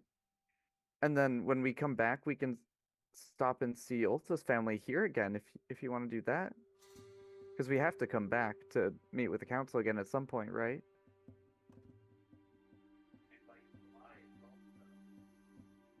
Okay, so let's go tomorrow. We'll wake up in the morning, we'll swing by the ice cream shop, pick up a couple hundred cones, and then head to your place. Maybe we should go before we can take him to the ice cream shop. Although, do they have Sorry. ice cream in your place? No. No, so then yeah, We we'll should need to go stop, pick right? up. Yeah, we should Yeah. stop. We should stop to get a bunch of it, a lot of it. As much as we can stomach. Yeah. Probably more.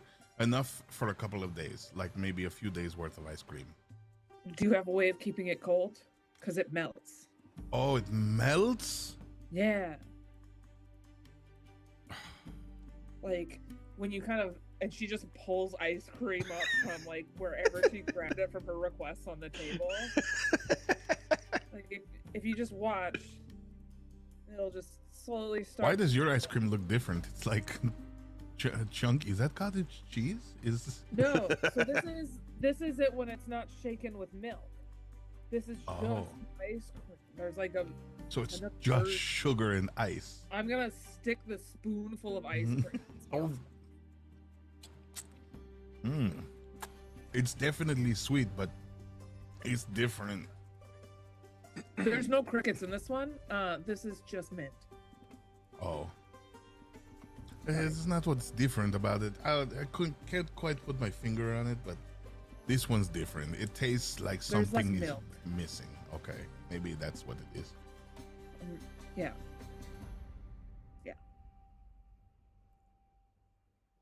Don't worry, it's still yummy. It tastes soy delicious.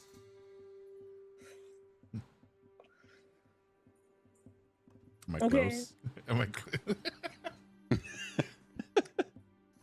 You are clear to me. Gina's just like. I would just like to reiterate really quickly, what if we go tonight so that we can't stop at the candy shop? Oh, We are going tomorrow. I just like gently pretend to put my hands over his ear holes without actually covering them. is good because my ears are just open orifices in the sides of my head. Yeah, I didn't really want to put my finger in them, so I just pretended You to shouldn't do cover that them. either because there's a flexing membrane just shy of the opening. Welcome to How Frogs Here, guy. It's wild. I don't know if I like it. I'm an eldritch horror.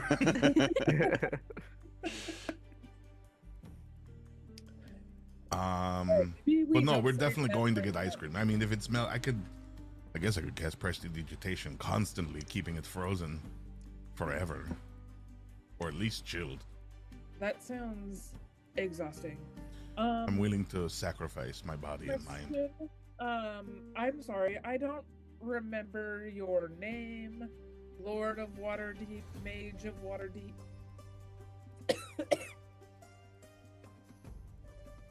I actively choke on the ice cream I just did. Optimus Prime. Ah, my apologies. You may refer to me as Lady Silverhand. Leral Silverhand.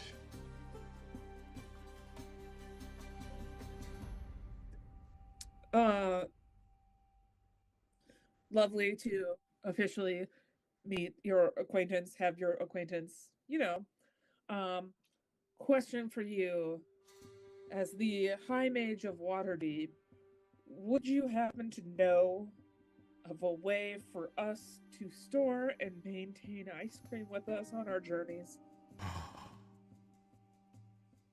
A cooler of holding. I see you've visited our lovely shop on the southern end. I do not.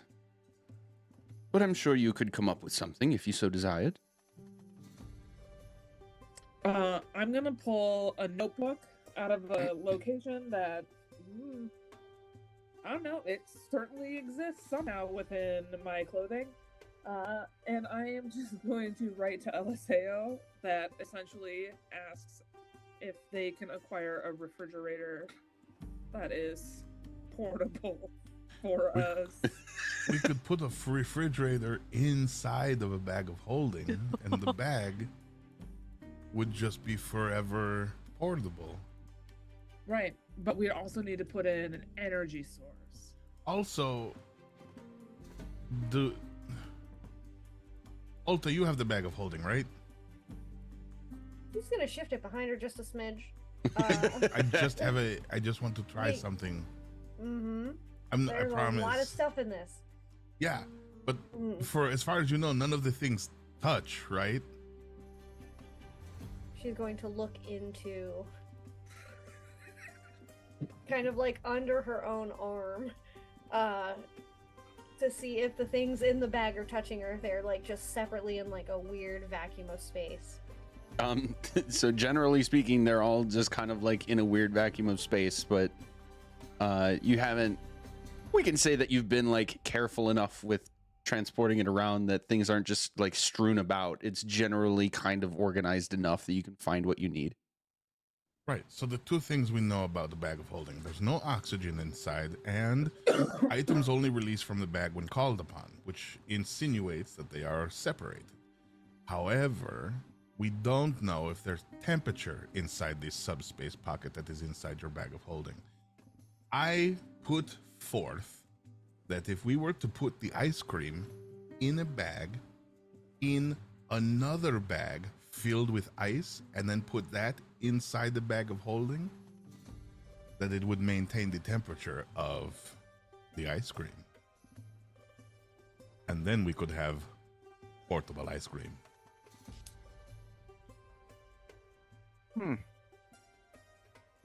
If you get ice cream on any of our belongings, though, but I want to test it before we do the ice cream thing. We're not doing the ice cream till Oh, okay. tomorrow.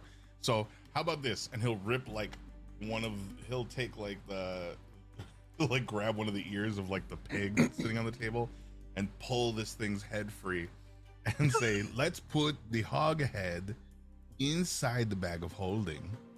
And if tomorrow this hog head isn't still, and he'll break off the ear because it's probably crisping. If it's not still crunchy and hot, see how it steams? If it's not the same temperature by tomorrow, if it's cooled off, then we know we can't bring the ice cream with. But if it's still steamy, that means it maintains the temperature that it's supposed to be at. And then we'll know a little bit more about how Magic's universe works. I mean, magic in the universe. That's what I meant to say. I would like to sponsor this research in whatever way I need to. We just put the pig's head in the bag. Hmm. We could use a smaller example too if you're not comfortable putting an entire pig's head. She's going to just close her eyes and hold the bag out with it open. Very good. Let's use for the sake of all of us, why don't we use a smaller example, and he'll like grab the hoof and like shocking grasp and pry it clean, and just put the little hoof in there. The hoof is still hot and still tasty, even if it smells, or if it's chilly tomorrow, then we'll know we can't bring ice cream, and then everybody will be sad, and well, we're just going to spend a lot more time trying to figure it out. So hopefully there's some deity up there listening to this whole conversation, and praise to Mistra that we can get maybe a little bit of cold inside of our bag of holding. Fingers I'm crossed. going to use divine intervention. Oh. I mean, why not, right? This Oh, is God. important enough to my character. It's important enough that I will derail this whole campaign just to figure out the way to do it. Oh god. It's all a matter of whether or not the deities want to watch us do that or not. Moonweaver, I would like a Yeti cooler. Give us a Stanley Cup full of ice cream. Extra lead. Oh man. So I need to roll a 15 or less on a D100, right? Yeah, you do. Uh-huh. Can I help I you believe anyway? in you. Is there something I can do to I have been maybe? clerics for the last 15 years of my life, and I have rolled one divine intervention. Oh my god, you're gonna be so That's- mad when you hear that one of the clerics in my other campaign has rolled 4 successfully in one campaign. That is It's your wild. mistake, Juno. I had just heard Magic say, "Courtney, you fucking suck dick." No. Oh, No, it just means you're your just RNG is horrible. yeah. All right, I'm gonna break character a little bit. Usually we don't talk to chat, but Singularity Roleplay with a massive raid. Thank you so much. Hi, hello, and welcome. Hola. Can I be 19th level right now, Magic? Just for this moment? You're gonna go super cleric for just a moment. Super cool. I got a 19, so I did not. Ooh. Oh, do we have any luck points to spend?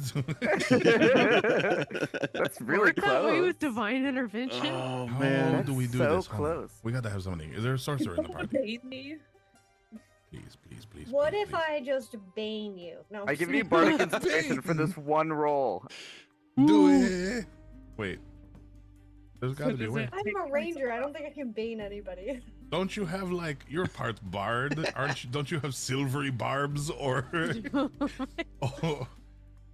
cutting words or something useful for this situation? I don't Icarus? think it works like that. I'm actually not a bard. I will say, Some part of you is. while there may be nothing we can do about it at the moment, when we do start having the ability to use channel points, I am going to be setting up channel point usages to like give you guys things to fuck around with your dice with. What This is the wrong are thing, is- channel points? You, Icarus? I'm gonna pretend you said this. What are channel points? That's not a thing. That's not real. You don't know anything about the weave. So close. I've never claimed to know anything about the weave. What are you Oh, talking man. about, Spunk? Icarus is blathering on about channel points and chat. I don't know what he's saying. Spunk's on drugs again. We need. It's the sugar estimation. Sugar I hasn't worn see off yet. beyond the pale. Oh my god. Oh man. God, Corndog, couldn't you have rolled shittier, please? Roll again. I'm doing Do my over. best. Mulligan. It's fine. I'm gonna eat cotton candy until I feel better about it. Oh, sweet bean. Oh man. Poor little red kidney bean. So no divine intervention at the moment. No. But we still If have I the to pig pray hoof in a every bag. day for this, I will. Pig hoof goes in the bag. We'll know more tomorrow. Hey, it could still work, Yeah. even without God's I'm will. so excited to see if it works. I'm like, well, I don't have any teeth, but other kids in the village have teeth, and they waited for the tooth fairy to come take their teeth when they lost it. This pig foot in a bag of holding is a lot like the tooth fairy in that we will get to eat sugary confections until all of Juno's teeth and Icarus's teeth and he'll like push back your lips, Astrid, and Astrid's teeth fall out completely because ice cream is the only thing I'm interested in eating for the rest of forever. This dinner was lovely, but it's basically garbage in the light of ice cream. Would you like some more of my ice cream? Your uncream, sure, it'll hold me over It's until my tomorrow. non-shaken ice cream. It's different, but yeah, sure, I'll Who take some. deconstructs ice cream? Fucking hipster artisans of ice cream deep in the It's hills not of... deconstructed ice cream. This is just what ice cream is. It's unshaken. What? Who That's a doesn't? milkshake. You want a milkshake? I don't want a milkshake. I want a milk shook. Oh, that's what you were saying by saying it wasn't shake. I thought you were trying to imply that it was some beach boy brand of uncream, like cocoa nut, No. non-dairy. No. And I was like, I don't care about this. This is not the beautiful throne of cream. This is not the Iron Throne. It is a consolation prize. It is the LaCroix of ice cream. Gross. Oh boy. That's called sorbet. This is skim milk and sugar. I don't want it. Anyway, I'm ready to go to bed so that we can find out the answer to the thing we're all eager to find out. Yeah, well, I mean, we gotta finish dinner, I think. Oh yeah, I guess so. Sure. Okay. Well, Yeah. Just in case there's anything else they need to tell us. sure. Is there anything more pressing than you sent a chubby dwarf to negotiate with druids about the assistance in the war coming? No. Please enjoy your time. That no did not sound very happy. Ice cream, ice cream. Cannot wait for ice. Spunk, have you had waffles before? No. I'm also going to introduce Spunk to deeply buttered waffles covered in the Nice. finest maple syrup that I had them special order for this dinner. I've waffle stomped before. I don't. We have bad plumbing in the woods where I'm from. Right. Yep. I no, don't this- understand the this is reference, waffle. but that's what they called it. I'm just going to lift the waffle up to your mouth, and it's like a belted Ah. waffle. Oh, this tastes a lot better than the what they described. hmm This is delicious and fluffy and crispy. It's not ice cream, but it's pretty good. It's pretty good. Yeah. Like a lot of people, this is like the sweetest thing they'll let you have at breakfast. Who says this? Who says that you cannot have something sweeter than this? Because those people should be put to death by hanging of their tongues. Please don't do that to my mom. Oh, well, your mother's a tyrant, and I wish her death. Wow. I mean, Wow. sorry, but I feel very strongly about this One thing of that I those- just learned existed. One of those things might be correct. Okay. Finally, someone agrees with me. You know what though? See these little pockets in your waffles? You could totally fit more ice cream in there. And then this whole dish would be way better. Where Hot I'm bread, from, cold ice cream there's together. a delivery service that brings you waffles covered in ice cream, covered in whipped cream and sprinkles and all the stuff. I'm sorry, do you live in heaven? Because that is what it sounds like, Juno. You sound like you're describing heaven. Or I mean Celestia, or whatever the fuck they call it out here. I mean, no, I'm from Everesca, but they do have a delivery. Ever ice cream? You're where from they- Ever Ice Cream forever? Not Ever Ice Cream, Everesca, but Ever Ice Cream Okay. would be an ideal shop name. Yeah, if it was located where you live, yes, that would be Yes. that would be both clever and enjoyable. You should open it and have $1 million forever. Always. I take the time to write this down and start diligently writing business proposals. Writing a business plan.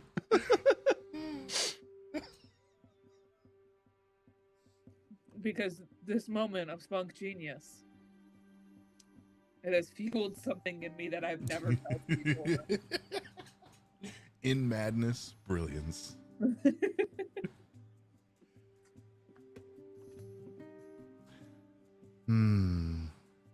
Perchance to dream of ice cream. I mean, we can go to Ulta's family's house, or we can go back to the Yeah, place. wasn't that the point of coming here? I thought we were going to have dinner with Alta's family. Not just, these fine people. Yeah, no, we never talked about that. We definitely only talked about coming to this dinner. Do you want I to? would like to give my family enough of a heads up. Mostly just not show up on their front door. Sure, shoot them a text. Okay, sure. How much Do you time would you Send them a need? text. How much time is enough time, Alta, so that we do not bombard your family home with strangers?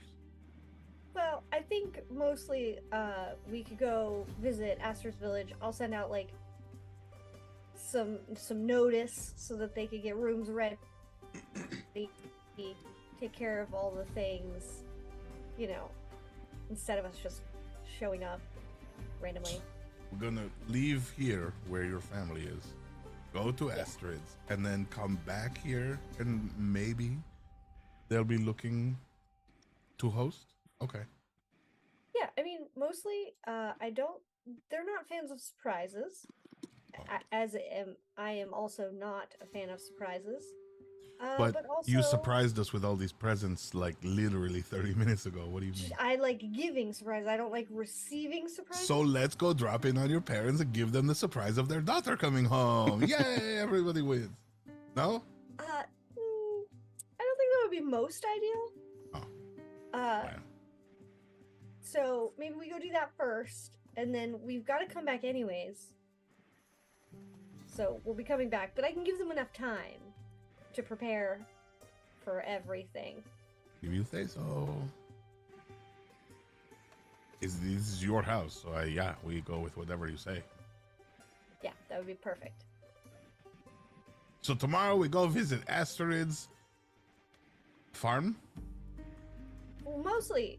Sorry, Skunk, I assume we a have farm. to remember that it's not Astrid, it's Aster, Sorry. and that's okay. We'll get there. Whatever you say, Jolta.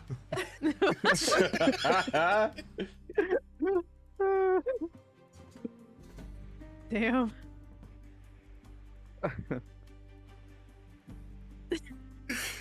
Oh god, I don't know why that made me laugh so hard. That was really good. That was really so good. stupid. Ulta is going to start writing a letter tonight when we are laying down to go to sleep, detailing all of what's happening, not like necessarily with the mission, but with the people she's traveling with, so that her family can be sufficiently prepared for what's gonna walk into them. All right.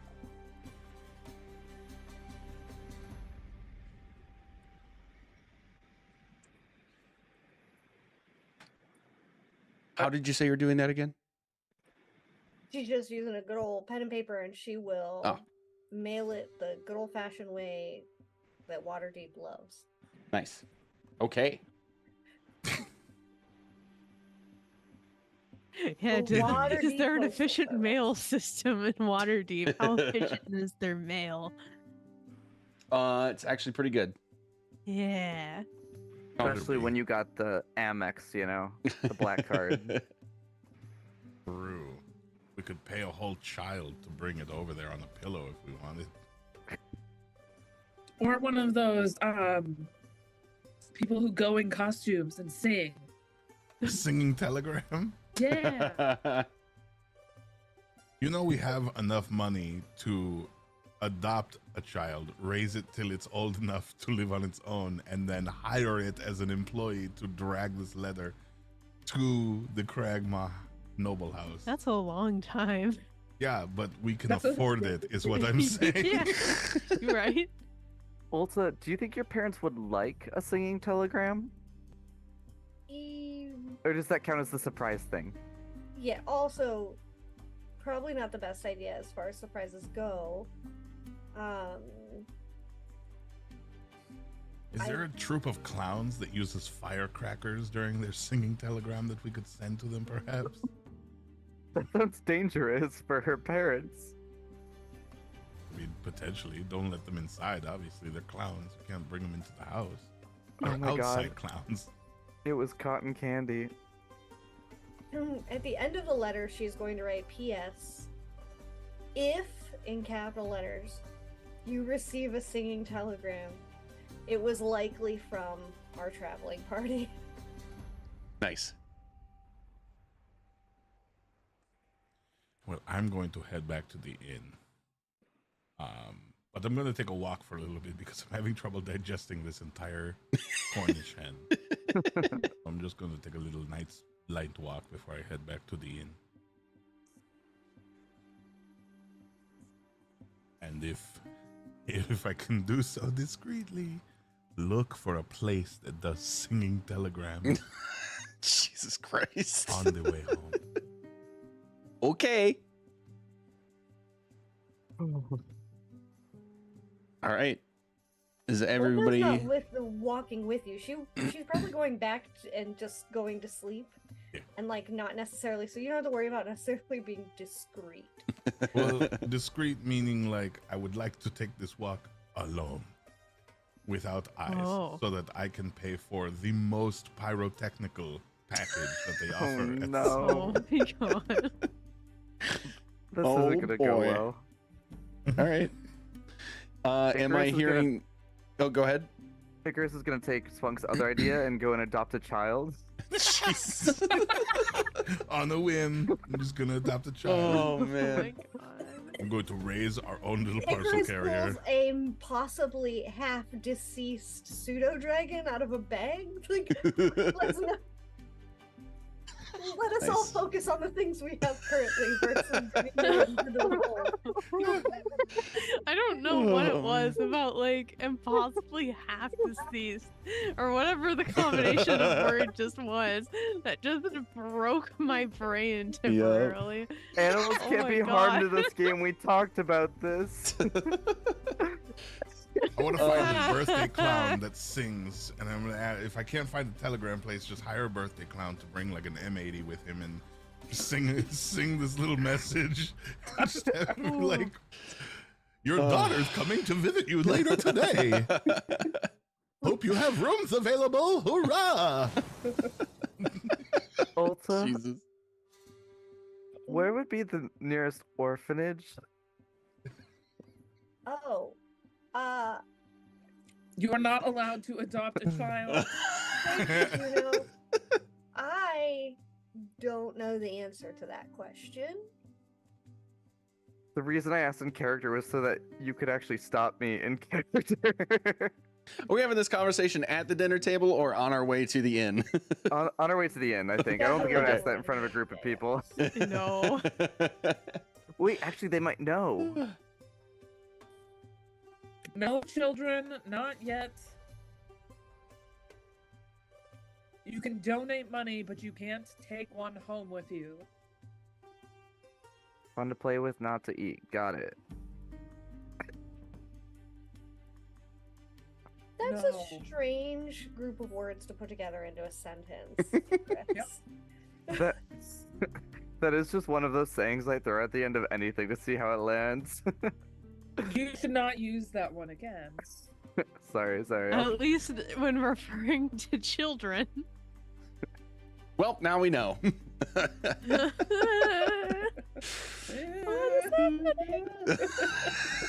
So we get to the inn. Oh shit. It is your usual a silver per person per night. And we're gonna go on a quick break. Oh man, we'll be right back. Do children cost?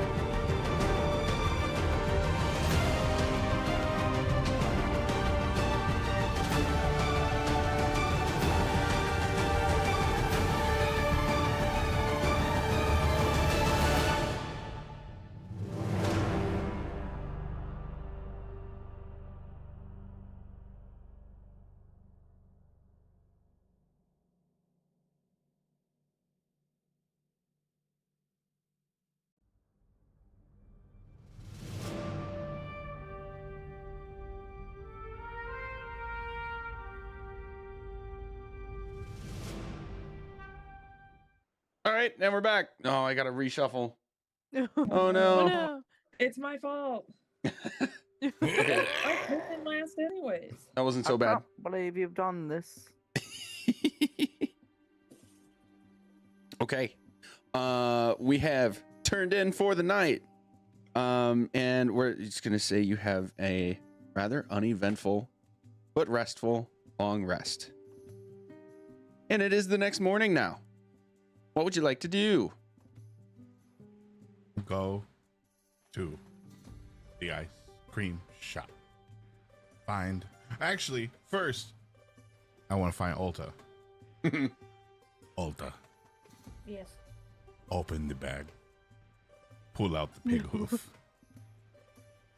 Okay. She's going to begrudgingly. This is not a thing she's very stoked about because she is very anxious about how it works. Yep. Go ahead, and she'll just Pig hoof. allow you the space to reach or stick a little hand in there. Nope, I'm gonna hover right over the mouth of the bag and have it like fire it like a cannon into my fist. See if it's still hot. Pig hoof. Magic? Huh? The audacity you have to roll a 4 on a D100 right now? Jesus.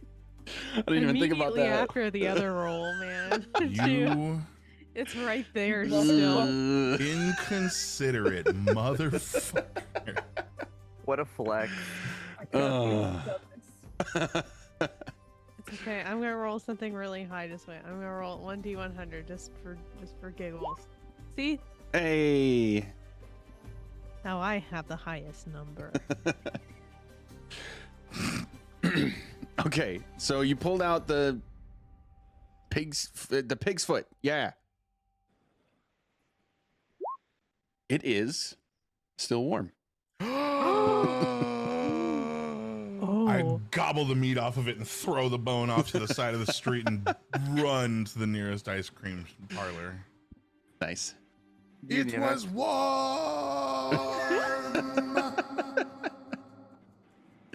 I just imagine like the zoom out as the echo happens. Spunk just hopping along at a crazy pace.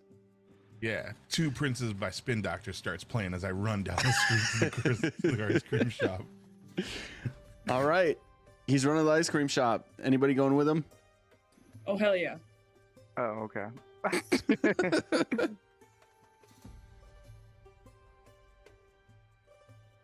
Okay. I am sprinting after him. Like full speed with all the blankets I'm wearing. I will Ulta is check the one. slowly Okay. walking. Yeah, I was about to say I'm not gonna run. She's gonna make sure she gets some of the breakfast. Gives herself a little cup of coffee in the morning. Grab And some then we'll have dried that meat breakfast. for my dragon friend. Nice. So we'll say in total, each of you spends about 2 silver at the 100 gold. tavern. Oh. The tavern. I know that you get breakfast at the tavern on the way out. Breakfast is ice cream. Yeah. I mean, I'm they not decided eating to at get the tavern. breakfast. You have all you want at the tavern. I'm gonna eat a gallon of ice cream before I pick up to-go ice cream. Ulta, can I please have the bag? I'm going to want to put it in there immediately. And if Spunk can't have the bag, can I have the bag? Oh. She's like literally like sipping a cup of tea and like has like a bagel with like crunched up cricket that she's just like chomping down on it and just staring at you guys. There's like a level of anxiety that you could just feel radiating off of them. Well, make sure we put it in a bucket, like a bin with a Yeah. lid. A crate.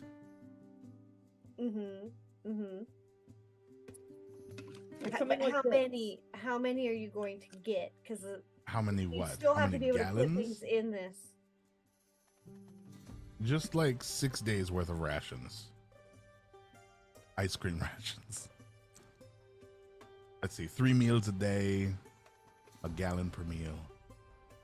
Look, when I was pregnant, I drank 2 large cotton candy blisters every day. So that much, but for a week for both of us. It'll be a gallon, I think, about a gallon per meal per day. So 3 gallons a day. So like 12 gallons. Well, 12 gallons. Yeah. 4 days, 12 gallons. Okay, so For me. And then another 12 for... and then No, Spunk. I think we'll be okay. Oh, so you just want the 1 gallon per meal? Yeah, for both of us to share. I think that's enough. Oh, okay, sure. So 12, yeah, okay, 12 gallons. Yeah, 12 13. Baker's dozen.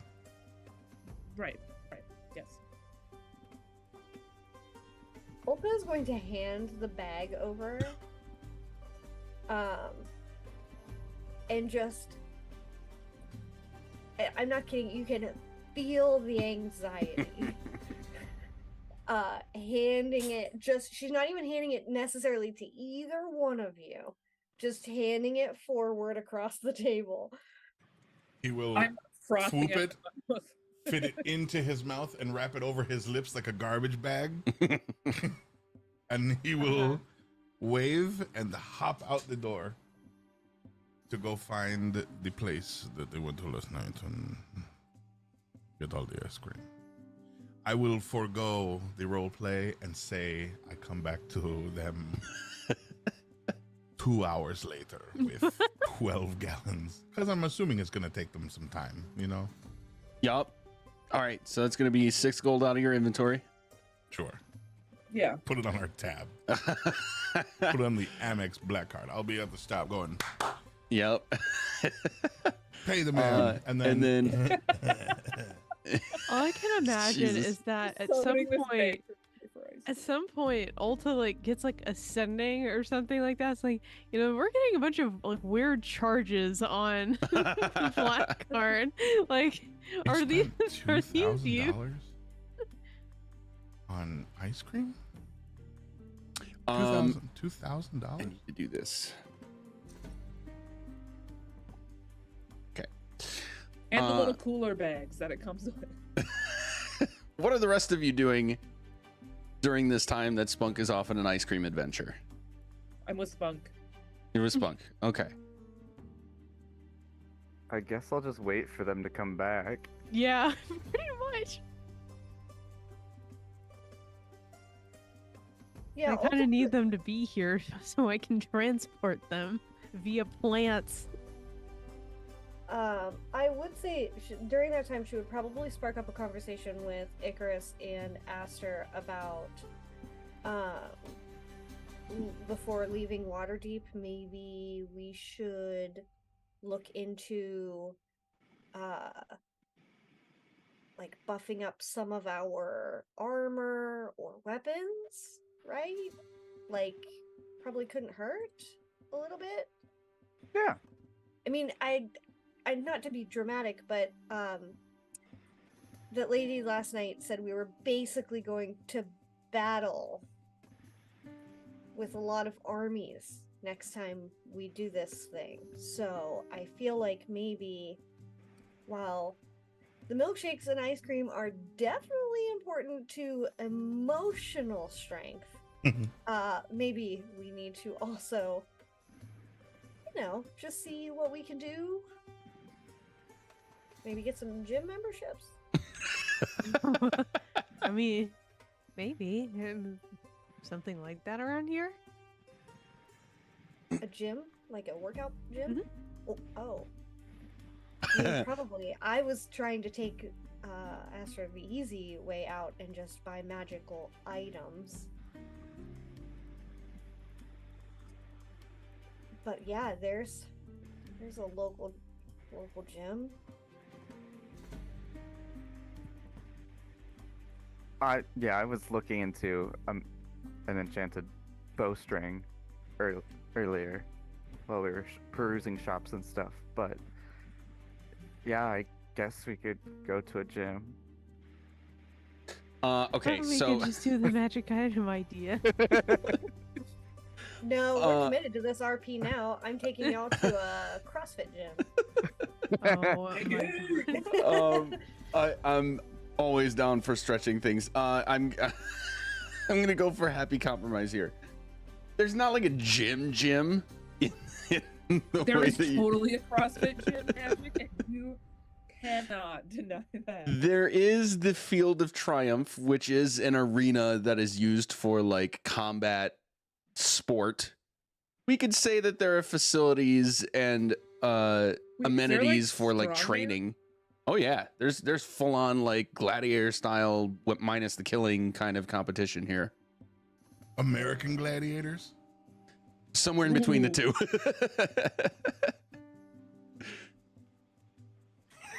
People are hitting each other with foamy batons. But that is a thing, and I am down to extend that into a place that has facilities and amenities for like training.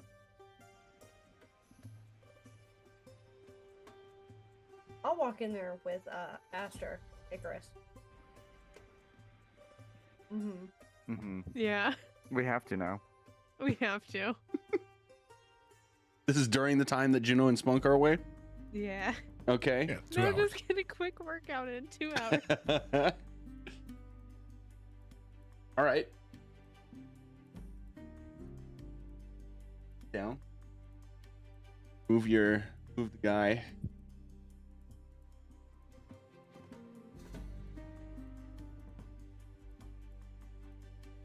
Here we are. There we are. It's like I had to zoom out so far.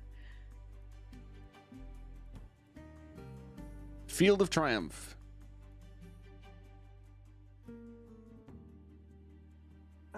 Ulta will look for somebody who looks like they know what they're doing in this place. You will find basically small crowds of people like meandering about around this stadium structure, and just a few within as you go in, and there doesn't really seem to be anybody in charge of anything. There's just a handful of people just sort of walking around looking at things, and then another handful of people who are in like in the various corners of the open arena are going to be like small bundles of equipment that are like straw bales with targets painted on them, and in like straw men up on sticks, and things like that some people are using for honing their combat skills. Does it look like anybody's just like lifting weights? You know what? Why not? We can say there's an area where people are like pulleys and levers with rocks and shit like that. Yeah, Ulta's just going to act much more confident than they definitely feel internally, and walk over and start mimicking whatever actions they're doing, whether they are like lifting rocks and boulders or like, you know, whatever it is. They're just faking it to make it, to try to, I'm gonna use the word impress, but I don't know if that's necessarily it. But more so thinking that like, we're gonna try to enjoy something that Aster enjoys, since they were the one that suggested it, and they're just assuming that that's why we're here. The good old pass of the ball. Icarus will find bleachers and just sit down and hope no one notices he's not actually doing it. All right. I mean, yeah, does it look like there are things to like train on, or like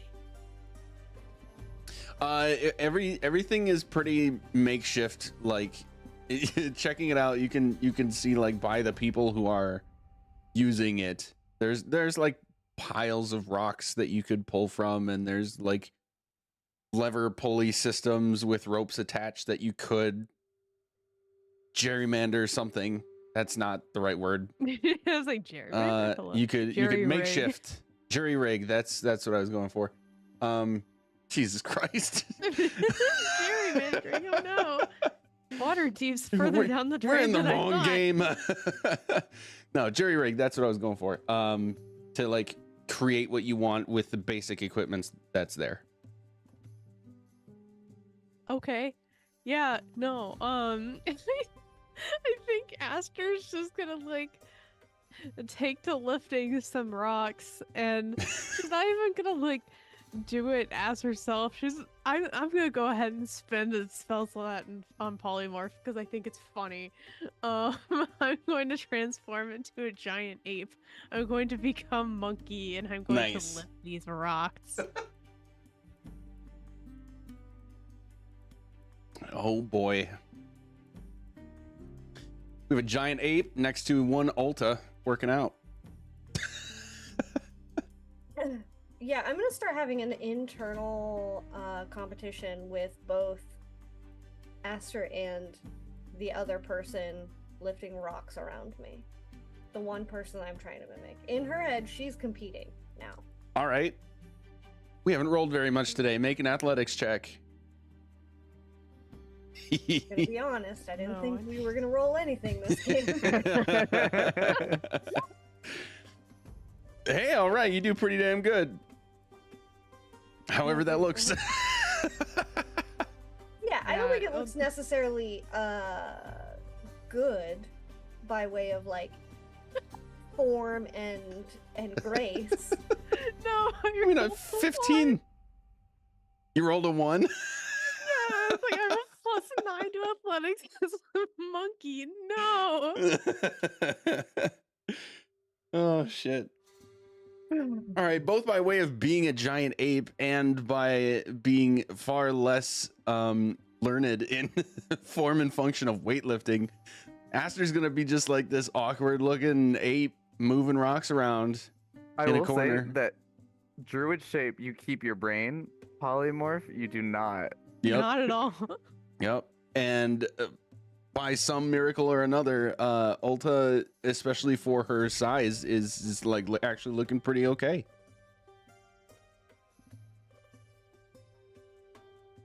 Yeah. After we do this for a while, she will definitely get exhausted. And even as a giant ape will set down said rock or whatever we are lifting and be like, Esther, I know that this is like a thing you're enjoying. I think I just need to take a break. Maybe like we do this more often so that I'm not as tired at the end of this, because I am exhausted and my arms feel like they might fall off. And while I am kind of confident I would grow another one back, I'm not entirely sure that works the same as, like, say, my tail. So, I'm gonna go ahead and have a seat. And she will literally just look the most exhausted we have probably ever seen her look. Nice. Chris is gonna walk over and go like this, and it's like he's wiping sweat off his brow, and he's gonna be like, "Yeah, that was a lot," and hope no one questions it.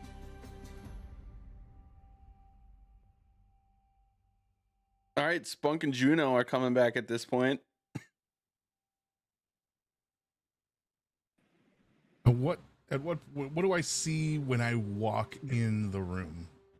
Like, what's the scene that happens as I open a door? So I'm gonna tell me if I'm assuming too much, but I would assume that you guys told Spunk and Juno that you were going to go to this field and Yeah, do for sure. do some Yeah. workout. That's fair Otherwise, I enough. would just ask where they were through message. Yeah, Mhm. so you go to this arena.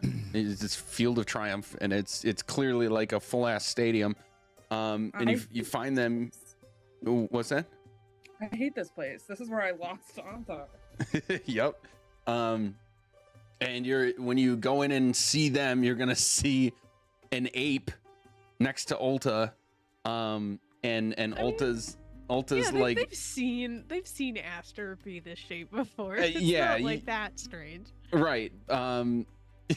But you would see an ape next to Ulta, and Ulta's just kind of like petered out, sitting by a wall, And I don't know if Aster's still like trying, or if you've basically given up now too, or what's going on there. Yeah, I'm probably just chilling. So they're not actively engaged in lifting something Right. that I would perceive to being pressed back down on them. Right. Okay. Well, then I stop casting a fireball. I'm and- sorry. What? Jeez. And I produce the bag to Ulta. Hello, we're back. 12 gallons heavier. Well, 14 gallons. I got 13 for the road. And I swallowed the whole one on while I was waiting. Also, I also got you some popsicles and some of those amber maple Worm. crickets on a stick, like lollipops, but like longer, or mealworms. And then I'm gonna just like reach into the bag of holding real quick. Mealworms. That's what it was. So, don't be mad at us if things go wrong, and then I'm just gonna pass it back. Also, I found a large gummy worm, and he holds up like a stair slug covered in tahini. Oh my god. Look at him. Isn't he delicious? We can cut him in half, use him as steaks, or just eat him raw because he's basically candy. Ulta has no words currently, but there will, upon the tahine covered slug, you will see a glint in their eye. Get very excited about like the possibility of something tasty because they are hungry from working out now. Like they're like, oh, okay. So like when you do hard things, you get hungry. You know what I mean? You So want a nibble? when you say it and you make the sounds, no. When you just hold it still, yes. And He'll she's rip going to off an take eye her stalk short for you. sword out and just like cut off a chunk of it. What's it taste like? Magic. A slug with tahine. What do you want from me? Magic, something amazing, I guess. Magic Link, don't make me do this. It's like gummy worms, but like tahini. Like, you ever have those cinnamon bears? It's like Trolley made cinnamon bears with extra crinkle on the outside, so it's rough, but it's smooth. All And it right. slides all the way down.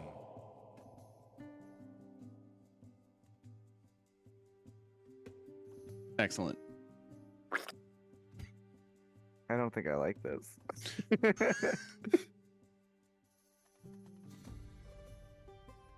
Anyway, that's here for whenever you want, and he'll just slap it on the ground. Have it. Okay, we could put this in the bag, but they never sour because you eat them alive. And they don't feel it. You can just cut chunks off of them. They don't even have nerve endings. Is that why they're still gummy? It's fresher that way. I never realized how much bugs taste like old mulch. Which is delicious, by the way. But I never realized how much they taste like old mulch compared to eating them fresh. You ever have like a cricket fight its way down? Oh, it's spicy.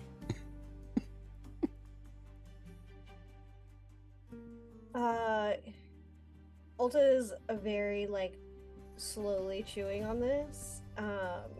And you will see, yeah, I keep a lot of things in here, and she like will kind of dig through, and you'll see that there's like little mixes of different things that are spiced and like flavored. Like most of the granola that she's been giving you probably has just been like her generic traveling food, but she has like little stashes of fancier snacks, if that makes sense. He's like looking down the bag, like next to you as you like sift through all your shit. And like one eye will like rotate its way back up at you to make like direct eye contact. And you'll just hear him whisper, "Are you an angel?" I've never been called that before, but I do. Or this is truly Eden's bounty. She's going to look at you and like, with the most sincerity, thank you. Thank you for thinking that. This is good, right?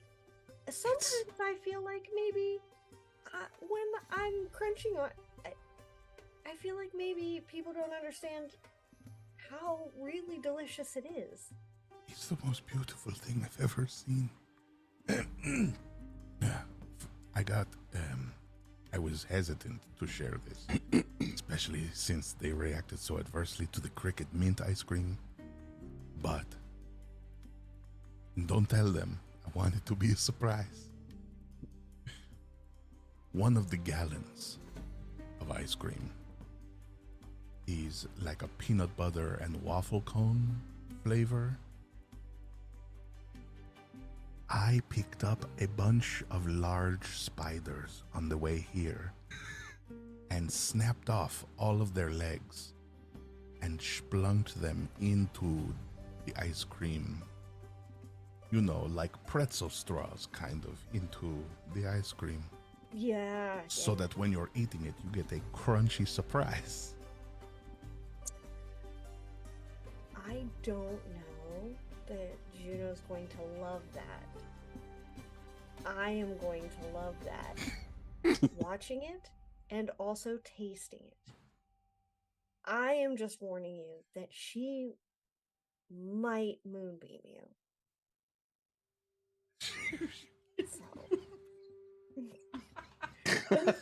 I'm hoping that we could just like serve it. It's a gallon of ice cream. There's plenty to go around. But I'm thinking we could just serve like a little teacup of it to them with like the tiny little inside. And when they're like, "Oh my God, this is delicious. Where did you get this flavor? What is it?" We can tell them when they finish. Oh, you know, it's peanut butter, little bits of waffle cone, and Waterdeep street spider legs. And their reaction will probably be like, "Oh, what? But it's so tasty and crunchy." And they will be so happy that we open them up to a new dining experience. And that bugs aren't as crazy to eat as one might think. They seem like an adventuring sort.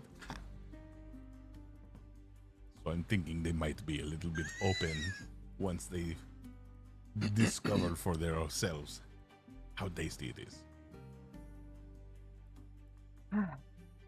I will follow your lead on that. I don't think that. Refresh my memory. I'm sure Spunky you remember better than I do. What is the circumference of the moonbeam? I believe it's circumference. Wait. It's like a circle. So like the whole circle. What is it, like 30 feet across? I think she it means is the 20 feet diameter or across. radius. Diameter? Yeah, sure. Whatever. Because it's a 10-foot radius, so the circumference of a moonbeam would be 62. It's 5 feet, you guys. It's 5 feet. It's Okay, it's 5 feet. I don't know. I don't know. Oh, I thought it was 10 feet by 10 feet. Okay, so it's 5-foot radius. Then the believe circumference would be 31 and a half, give or take a couple of inches.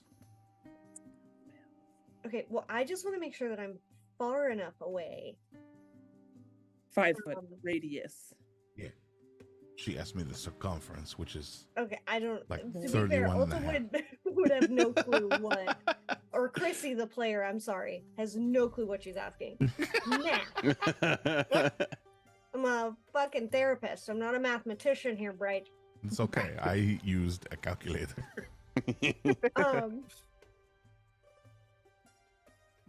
She's just asking so that she knows to stay that many feet away. Yeah. When you do this. Okay. Yeah, you will want to stay at least 10 feet away in case. If I am on one side and you on the other side, 10 feet minimum. Mm-hmm. Okay, sure. Then I'm okay with doing this at some point.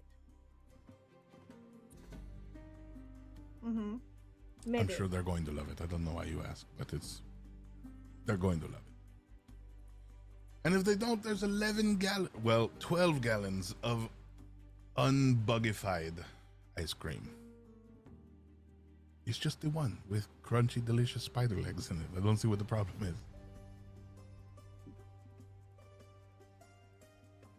In my brain, as Courtney, it's just the one for now. Just need to get more bugs to put in more ice cream. And Chris / Bright, the player, is trying really hard not to throw up while talking about spiders in ice cream. Yeah. I felt every hair on Consequences. my chest rise. Yeah. My spine is made of glass right now, Courtney. Oh.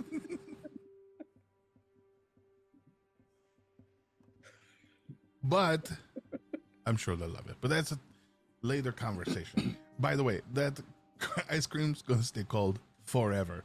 So we could spring it on them literally when they least expect it.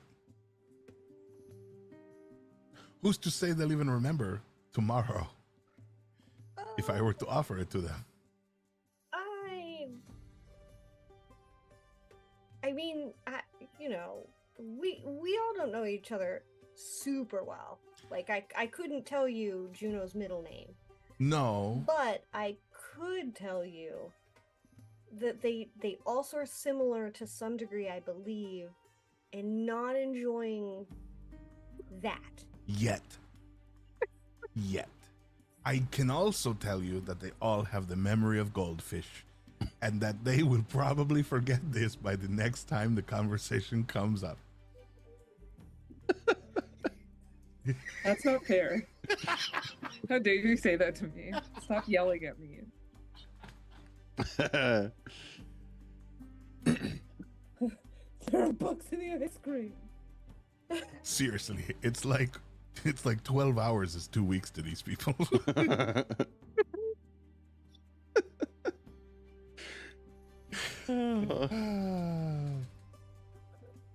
I'll ask them again in 48 hours. How do you feel about?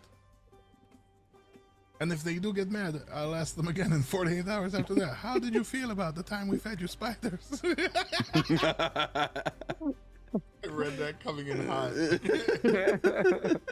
Oh, God.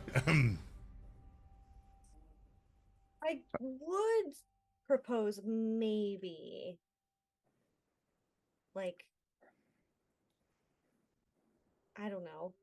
Should we just try to maybe tell everybody and do it all as like a group, or do we really want to like surprise people with this? Okay, listen. When the time comes, if they're in a bad mood, we will tell them the bowl in front of you contains some percentage of spider legs. But let's be honest, like I saw a meat vendor coming back here who was selling like these tubes of meat wrapped in like these open mouth bread sandwiches. I don't know if I would call them a sandwich necessarily though.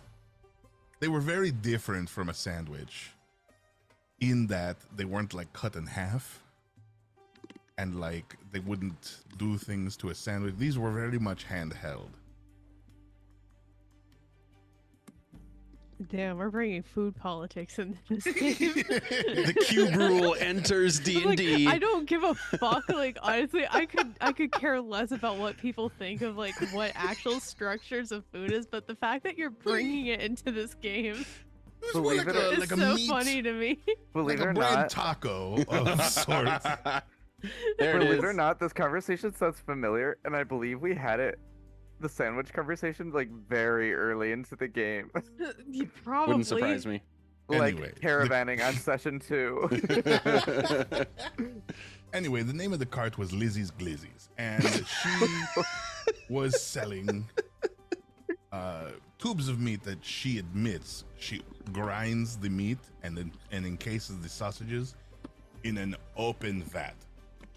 And she says she puts mostly pigs in there, but she can't really stop rats and roaches from falling in the open hole in the top. So, like, there is an amount of it that everybody's eating every time they have one of Lizzie's Glizzies. So, like, maybe it'll be like that, where we can be like, if they're in a bad mood, we'll be like, listen, some of this is actually spider legs, but look at the other garbage you eat. Can you really complain about a little bit of spider legs? It's delicious, I promise. Try it. Or if they're in a really good mood, and they'll be much more open to the thought of maybe trying something new, you know, like a foreign cuisine, like, let's say the food of my people, and I guess yours too. Well, not of your people, but of you. Your people eat quail. Mm-hmm. No, this is all tracking very well for me. It'll be a spot decision. We'll make it Yeah. together, okay? All right, we'll do it together. I might blame you.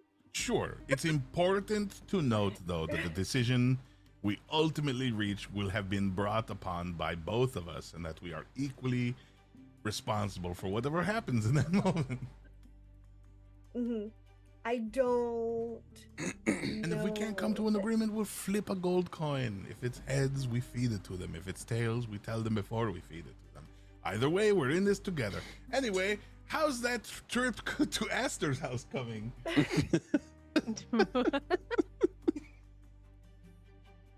A very good segue. Juno is going to appear from out of nowhere behind Ulta and just whisper, I don't have a middle name. Oh. And then she's going to slink back into the shop. With her totally black eyes and pale skin. You will see Ulta shudder with like a level of like fear and uncomfortability that's similar to probably what you experienced when you were chomping on crickets in a milkshake. Like there will be like a level of oh my god. Have you done this? Yeah, good. It was not meant to intimidate Ulta, just to let everyone know that I have the biggest ears and I can read lips. I know, like your passive perception is super goddamn high. What kind of lips are you proficient at reading? Any of the languages that are the same as spoken ones as mine. Oh, because we have what is essentially beaks. Oh, stop. That is a We are level of speaking semantics common like this. I've been with you long enough to know how your mouth moves. Our lips don't form O's and U's. We do it with our tongues because we are amphibious creatures. I still know. Got it. I took a feat for it. God damn it. Reading lips. What kind of lips, smartass? Did you also take the keen mind? Because meh. What? Yeah. Huh? I'm not following at all. What are they saying? Beaks. Literal beaks. We talk like Muppets. Oh my god. No. Jesus Christ. Good luck reading lips when we Cursed. talk like animals. Absolutely cursed. Yeah, no. Aster's just gonna find a nearby tree. That's gonna be the way that we go. All right. It doesn't have to be specific. I just have to know where we're going, which she absolutely knows, like Yep. which tree that she's gonna be walking out of. Okay, and where, help me understand, and I know you know, if even if everybody else doesn't know, where is this tree that you're going to emerge from? Yeah. So I didn't mean to maximize the window. Yeah, we're gonna be going to, I mean, what the Karu tribe refers to as the guardian tree, which is this massive oak tree kind of on the very periphery of what they kind of mark as their domain, but more of just like where the furthest reach of like their druidic power goes. So kind of on the perimeter at Yeah, one kind of point. on the Yeah. perimeter of that. Okay. And yeah, I'd have to go back to the world map to remember where exactly this is in Faerun. You and I can work that let's out before see, next time. well, no, like I put it somewhere. Oh. Cloud Peak. So that's like south, like further down south. Okay, yeah. A little further south than Greenest, but not too far from it. Yeah. But yeah, that's where we headed. Okay. So this is a spell, right? This is a spell you're casting. Yeah, we're doing transport via plants. All right. So you cast your spell and you open basically this gateway through the tree. You've all done this before. You all go through and you emerge in a heavily forested area from this tremendous tree. And Aster, everything you see in front of you would be familiar, with one surprise. And for the rest of you as well, you're going to be greeted with in front of you an entire tribe of druids. You can actually spot a small handful of people that are clearly not dressed or statured the same. You would probably, at least some of you might guess that there are some non-druids in this grouping. And you're met with this barrage of jeers and cheering and music. And Aster, the one thing you would notice immediately upon emerging is that there's like this pink to purple to green to blue, just this like bright color palette, almost membrane, like right around the perimeter. So on the other side of this great tree and kind of going around till it disappears in the forest on either side, which is like a visible physical barrier that you only see at one particular time of year when there is a particular ritual and festival happening in your village. And then you are reminded, yes, it is springtime. This is the Festival of Dreams. And that's where we're going to pick up next time.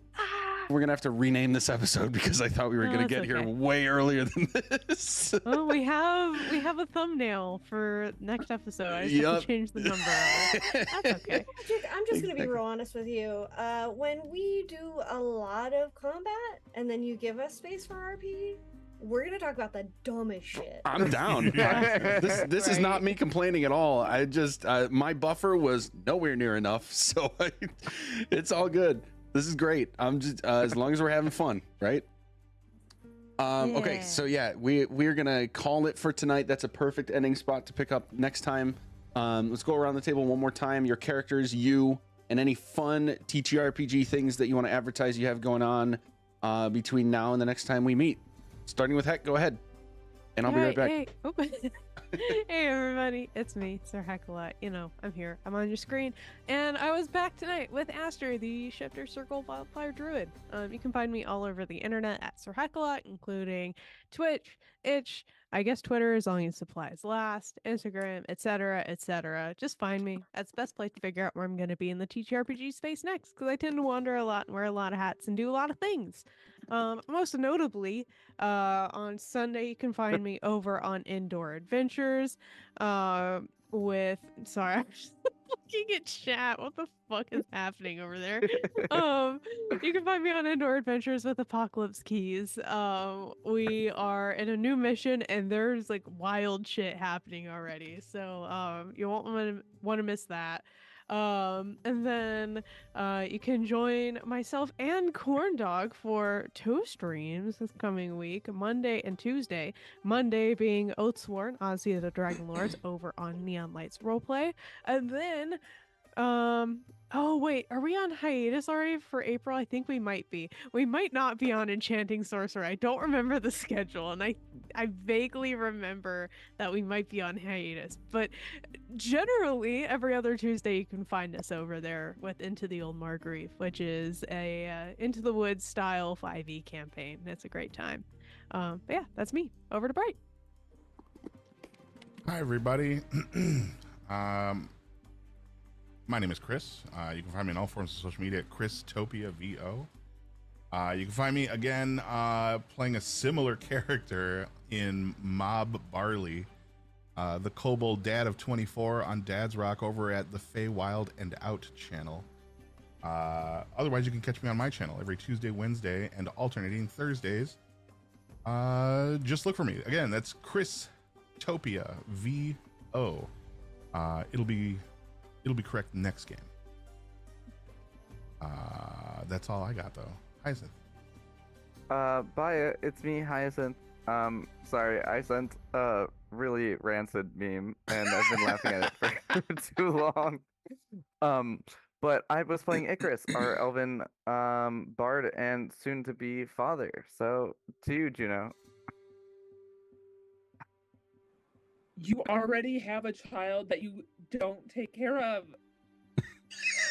Take care of your dragon, then we can talk about different types of sentient beings, one at a time. All right, it's a retirement goal for adventuring. Yeah. Hey everyone, it's me, Corndoggra. You can find me on the internet at Corndoggra. Heck already said everything I'm in, so over to you, Chrissy Crayos. Hello, I'm Chrissy Crits. You can also find me all over the internet at Chrissy Crits. I'm also in a lot of the things I talked about, so surprised to that. Sometimes I forget too, so it's okay, heck, don't worry. But also what's more important is that tonight I won All Hail the Queen's bingo. I didn't even make the bingo card. Included. We have a bingo? Yeah, I also Magic didn't. getting I up. didn't make a sheet. Go This is rigged. I didn't know we had a bingo sheet. Where's that bingo sheet? I didn't make it. I didn't share it with anybody else except for Heck and Oh.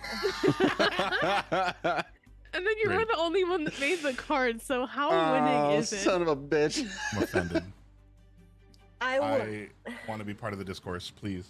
To be fair, Chrissy, want to Heck, and smoke. I are in other streams together, so now we're just making, True. Now we're going after I Turk. Don't care. You're next, I want Turk. that smoke. Give it to me. One of them, to be fair, the square was Chrissy, Bright, or Corndog thinks that their eyes are open, but they definitely don't look like it. The free space is someone is high at any given point in time. Yeah, appropriate. One or all of us. One is also Heck stares at someone's audacity. We also have one that Hyacinth's kitten definitely shows its face or butthole on stream. It's one or the other, never both. Yeah, true. Yeah, so bingo. Love you guys. Magic to you.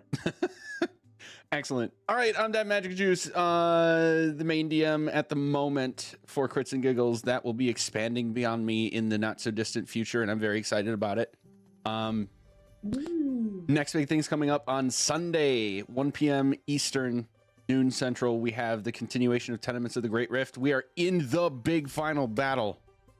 So that's going to be intense. Will you have channel points available for that? We don't. If I will come help? We have Actually, to be affiliate for channel yeah, points. we have to be affiliated for channel points, and we definitely have the viewership, just not the following yet for affiliation. So we're going to be ramping what up if I clap our my stuff. ass on Discord? Can that fuel?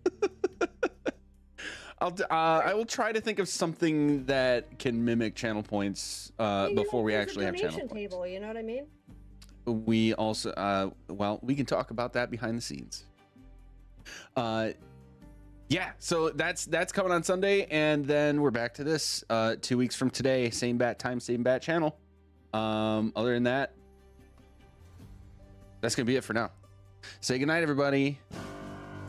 Bingo! Good night, everybody. Good night.